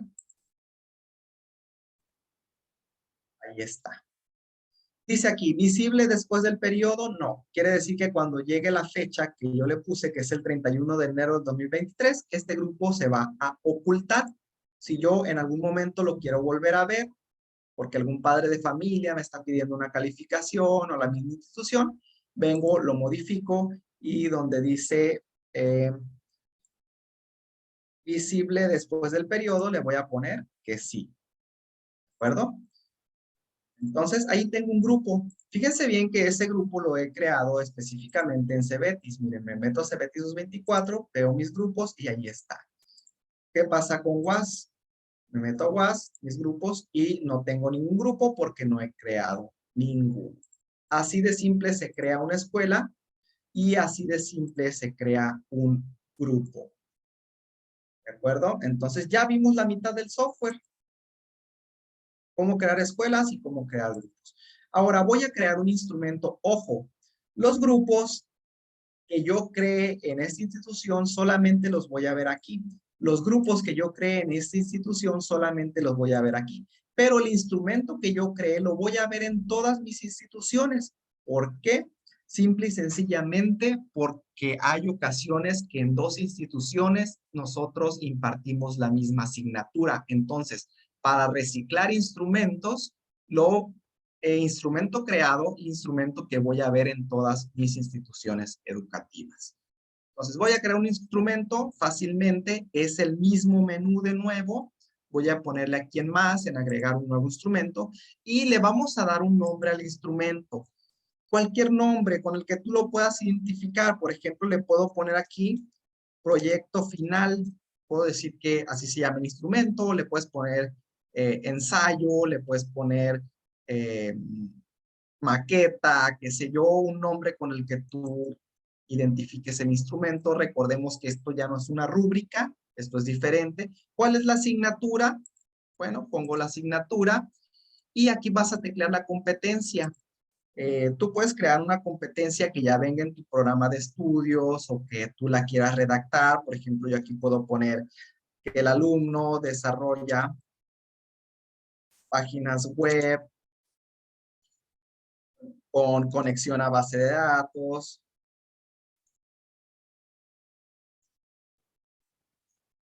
etcétera, etcétera, etcétera. Puedes plantear toda la competencia o bien simple y sencillamente le puedo poner que voy a evaluar una página web. Puedes poner una competencia o le puedes poner aquí que es un ensayo, le puedes poner aquí que es una exposición, le puedes poner que cualquier cosa que tú vayas a evaluar. Al final, lo que estás evaluando que el alumno sea competente en. Yo puedo decir que quiero evaluar si el alumno es competente en desarrollar páginas web. El número de atributos, acuérdense que en las rúbricas estos se llaman rubros, aquí le llamamos atributos, no le podemos llamar rubros porque no es una rúbrica. Puedo poner desde 3 hasta 8. Por ejemplo, si fuera una exposición, 3, quizás pudiera ser aquí, digamos, el contenido. Aquí pudiera ser a lo mejor el tono de voz, etcétera. Es decir, ¿qué es lo que vamos a evaluar de este producto o de esta competencia? Tenemos la opción desde 3 hasta 8 atributos. Voy a poner un ejemplo simple de 4 atributos en una página web. Quizás yo quiero que la página tenga su código, porque al final es un programa, es un software, código sin errores. Vamos a decir que quiero evaluar eso. Y bueno, lo único que sí tengo que hacer aquí, como estoy evaluando en un enfoque por competencias, es definir si es teoría, práctica o actitud. Código sin errores, para mí esto sería práctica. Bien. Quizás quiero evaluar que no esté copiada, como lo quieras redactar, al final es tu instrumento, tú eres el que estás evaluando, puedes poner aquí algo relacionado con el plagio y se entregue a tiempo. Bueno, quizás para mí esto es algo actitudinal. Quizás también quiero evaluar que sea agradable al usuario, fácil de utilizar. Quizás para mí esto sea algo que está más relacionado con la práctica. Y finalmente, en este ejemplo, podemos decir que la página web, digamos que el alumno conoce los procedimientos necesarios para actualizarla. Sabemos que una página de repente estamos en WhatsApp y de repente un día resulta que lo actualizaron y luce diferente o trae una nueva función. Bueno, pues es que el software tiene un proceso de vida y en ese proceso de vida hay que actualizarlo. Y para mí esto quizás sería teoría. Es todo lo que tengo que hacer para crear un instrumento. Para crear un instrumento no tengo que matarme desglosando como en una rúbrica cada uno de los rubros. Nada más aquí en esto lo tengo que definir. Creo que estoy en este momento en la diapositiva de PowerPoint.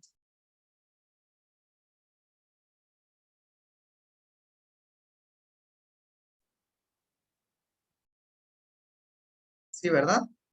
Perdón, sí, está en PowerPoint. Sí. No tenemos que estar diciendo el rango, ni tenemos que estar escribiendo nada de esto. Lo único que tenemos que hacer es decir comunicación, teoría, práctica o actitud. Material didáctico, teoría, práctica o actitud. Y dominio del tema, teoría, práctica o actitud. Porque ya sabemos que este desglose matemáticamente, pues no nos va a aportar absolutamente nada. Voy a cambiar al sistema. Y una vez que, bueno, si yo me arrepiento, ya no quiero que sean 4, quiero que sean 3, presiono aquí, se borra el último. Si quiero que sean 5, se recuperan los 4 y se agrega uno más. En este caso particular lo voy a dejar en 4. Y la única condición es que debes de tener cuando menos uno de cada uno. Es decir, cuando menos uno de práctica, cuando menos uno de actitud y cuando menos uno de teoría. Si aquí yo quito la teoría y no dejé ninguna parte de teoría, me va a mandar un mensaje precisamente con lo que acabamos de decir. Entonces, ya que tenemos cuando menos uno de cada uno, podemos crear el instrumento. Ya se creó y aquí lo tengo. Ahí tengo un instrumento. Puedo crear otro instrumento rápidamente. Nombre, le voy a poner aquí quizás proyecto. Asignatura, quizás doy física. Competencia, cohete hidráulico. De esos cohetes que les ponen me ha tocado verlos ahí con algunos compañeros que lo impulsan mediante una bomba con agua y sale disparado el cohete. Entonces, lo voy a crear rápidamente. Conoce los fundamentos del tiro parabólico, es un ejemplo. Este puede ser teoría. elabore el prototipo con materiales reciclados, pues esto para mí quizás sea actitud. Va a llegar el momento en que quizás dudes, pero debes enfocarte hacia cuál te convence más, si es teoría, práctica o actitud. Trabaja en forma colaborativa, quizás para mí también esto es actitud, y el prototipo es funcional, quizás para mí es práctica, lo guardo y ya debería tener otro instrumento de evaluación aquí. Ya tengo dos, uno de física y uno de programación web. Así de simple se crea un instrumento. Ya sabemos crear escuelas, creamos grupos y creamos instrumentos. Vemos que es el mismo menú, la misma dinámica de agregar uno nuevo o modificarlo o simple y sencillamente eliminar. ¿Qué es lo único que nos falta? ¿Cómo evaluar? ¿De acuerdo? Entonces, tenemos escuelas. Dentro de las escuelas, bueno, cuando menos del CBT Sub-24 ya tengo grupos. Ahí está, tengo un grupo. Y ya tengo también dos instrumentos de evaluación, que estos instrumentos los voy a ver en todas las escuelas. Bien, entonces el último paso sería evaluar. Aquí se va a ir marcando en naranja cada uno de los pasos que tengo que seguir. Lo primero es elegir a qué grupo voy a evaluar. Obviamente tengo que estar ingresado en la escuela correspondiente, donde debe estar ese grupo, evaluar. Decimos, quiero evaluar al quinto A de programación. Ahí está el periodo. Y voy a cargar a los alumnos. Cuando le dé cargar a los alumnos, van a aparecer de este lado y así verifico que realmente es este grupo el que quiero evaluar. Si en algún momento del semestre me llegó un alumno nuevo, pues lo puedo agregar aquí de manera manual. ¿Cuál es el valor mínimo probatorio? Este programa funciona con una escala del 0 al 10. En mi caso es el 6, el valor mínimo probatorio. Hay otros que es el 7. Este valor simple y sencillamente sirve para que cuando me arroje la calificación, si es menor a 6, me lo ponga en rojo para yo detectar rápidamente que ese alumno no aprobó. Entonces, así de simple. Selecciono el grupo, lo cargo, veo que sea él, el grupo correspondiente, y le doy continuar. Ya seleccioné el grupo. Ahora, ¿con qué instrumento lo quiero evaluar? Aquí está un poco confuso, pero el software te va a ayudar. Le voy a poner proyecto final y digo, es la asignatura, me da un breve resumen. No es ese, quizás yo quiero evaluarlo con el instrumento de física. Muy bien. Entonces, para eso es la vista previa. Listo. Es todo lo que hay que hacer en ese paso. Primer paso, seleccioné el grupo, le di cargar, me apareció acá, puse el valor mínimo probatorio y le di continuar. Segundo paso, elegir el instrumento con el que quiero evaluar a ese grupo. Voy a seleccionar el de programación web y es todo lo que hay que hacer en este paso y ya estoy en el punto donde voy a evaluar. Puedo evaluar un alumno a la vez o un atributo a la vez, como se me haga más rápido. Vamos a ver cómo aparece un alumno a la vez. Un alumno a la vez es, bueno, lo voy a seleccionar y lo voy a dar a continuar. Tengo este alumno y tengo que capturar la calificación que normalizó mi cerebro en cada atributo.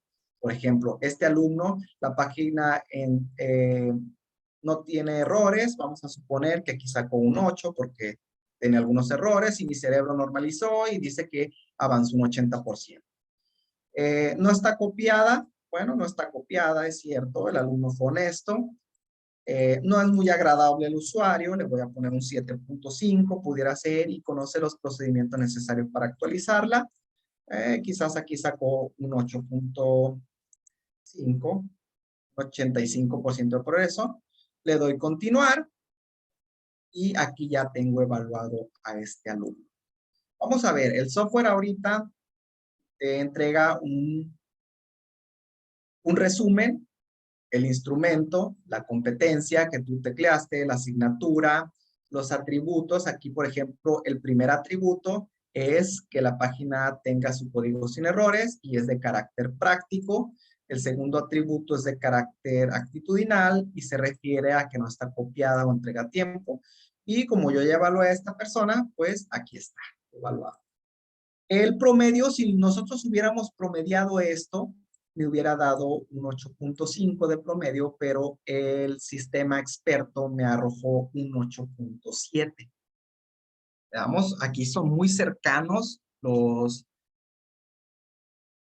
valores, pero vamos a evaluar otro estudiante quizás. ¿Qué pasaría con un atributo a la vez? Un atributo a la vez es que, por ejemplo, aquí me aparece el primer atributo y yo le capturo a cada uno de los estudiantes lo que sacaron en ese atributo. Luego me cambio al segundo atributo y le capturo a cada uno de los estudiantes ese atributo. ¿Cuál vas a utilizar? Pues el que te parezca más rápido. Yo normalmente utilizo el de un alumno a la vez. Ahí está. Vamos a ver al siguiente alumno. Si tú sobrescribes esto, el resultado en el reporte se sobrescribe. Vamos con el siguiente alumno. Quizás saco un 9, un 9.5, un 9.8 y quizás aquí saco un 10. Vamos a ver qué nos arrojan los instrumentos. Un promedio le hubiera dado 9.6, pero nuestra imitación del cerebro nos arrojó un 10. ¿Por qué un 10? Encontramos en la investigación que el docente ya llega un momento que aunque el estudiante no saque un 10 como tal, ya lo considera que ha desarrollado toda su competencia. Ya está del otro lado, como decimos, pero bueno, esta es la propuesta. ¿Cómo es que se calculó este valor de 9.6 con un promedio? ¿Cómo se calculó este valor? Entraron estos datos a un cerebro computacional no biológico que imita el cerebro humano y empezó a razonar en base a la configuración del instrumento que hizo el docente y me arrojó que prácticamente este alumno ya está del otro lado, digamos, ya logró la competencia, es un alumno que ya es autosuficiente, ya puedo seguir aprendiendo en páginas web, es un alumno que conforme adquiera más experiencia, pues ya prácticamente está listo para desarrollar páginas web. Por último, pero no menos importante, podemos exportar esto a PDF. Ahí está. Se alcanzan a apreciar, es un reporte imprimible y también lo podemos exportar a Excel, donde es el mismo formato, pero en Excel. ¿Sí? Y podemos aquí modificar la contraseña. ¿Sí? Y podemos también cerrar sesión y salir del sistema. Este ha sido pues la explicación que me alcanza con el tiempo que se me ha otorgado y estoy listo a sus órdenes para cualquier duda o aclaración que pudieran llegar a tener.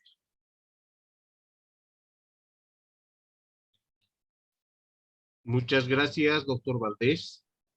Pasamos el micrófono a la sala por si tienen alguna pregunta, consulta para el doctor Valdés. Llegó una pregunta vía chat, doctor, que indica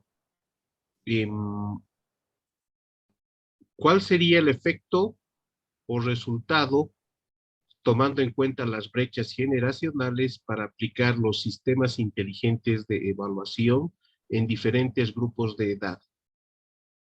Bueno, la brecha generacional, quiero suponer que se refiere a la brecha generacional del docente, ¿verdad? Entonces, en este caso particular, hemos creado un software bastante amigable, que es lo que se busca en primera instancia ya en cualquier tipo de aplicación que sea fácil de usar. Y creo yo que es bastante conveniente por el hecho de que podemos evaluar cualquier competencia en cualquier nivel educativo, en cualquier institución, en cualquier parte del mundo, y el docente ya no tiene que matarse en tratar de entender cómo crear una rúbrica. Hablando de la brecha generacional, en mi experiencia, me daba cuenta cuando yo recién ingresé a la parte de la docencia que los profesores que estaban más que tenían más problema con realizar las rúbricas eran los profesores que ya tenían bastante tiempo ahí, que ya casi eran profesores jubilables, no querían hacer la rúbrica, rechazaban mucho esta idea y ellos decían, en cierta manera correcta, que no necesitaban de ese instrumento para saber cuánto es que había tenido el estudiante.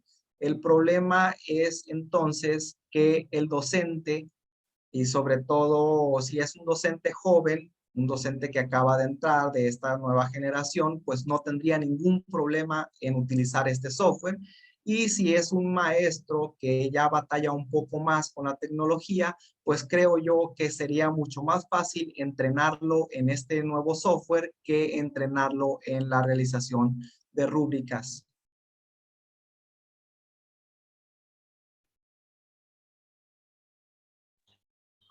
En la era post-pandemia, ¿podría evaluarse o comentarse un impacto de los métodos aplicados de evaluación tradicionales versus online?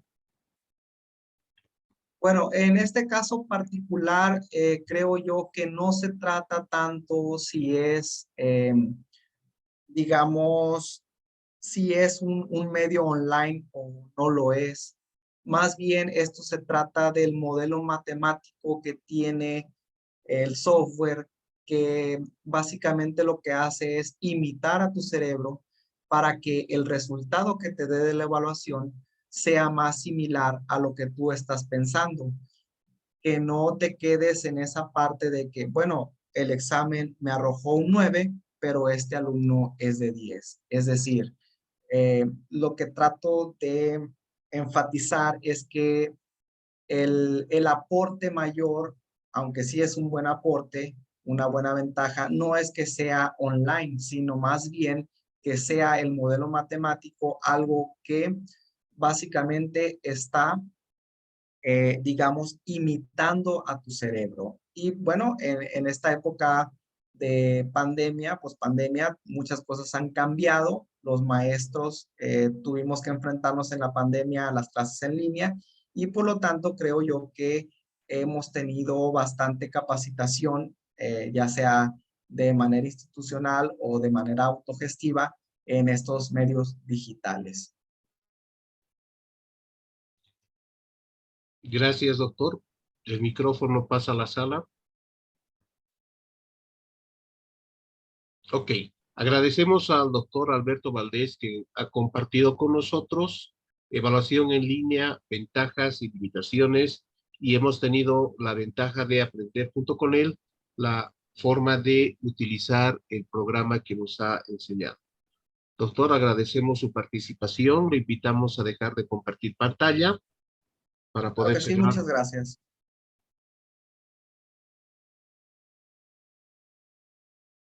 Muy bien. A modo de comentario y conclusiones de la tarde, hemos escuchado a 3 expositores de alta calidad, quienes nos han mencionado las formas de comunicación científica, de contenido educativo y científico, pero además alguna ventaja de una evaluación en línea que puede ser aplicado en diferentes momentos de la evaluación. Hemos revisado junto con ellos los beneficios, pero especialmente hemos aterrizado más adecuadamente en hechos conceptuales que probablemente estábamos manejando mal.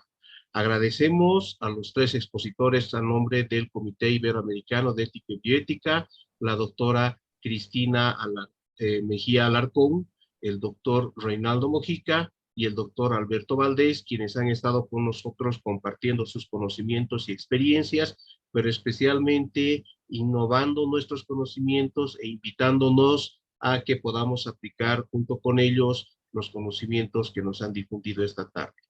Doctores, a nombre del comité nuevamente nuestro agradecimiento, y a los asistentes reiterarles la invitación a la nueva convocatoria para el día de mañana en las salas de su preferencia para escuchar las sesiones programadas en este congreso. Sin olvidarnos de mencionar que todas las sesiones están siendo difundidas en los centros de convenio, universidades de convenio, en las diferentes salas de este congreso.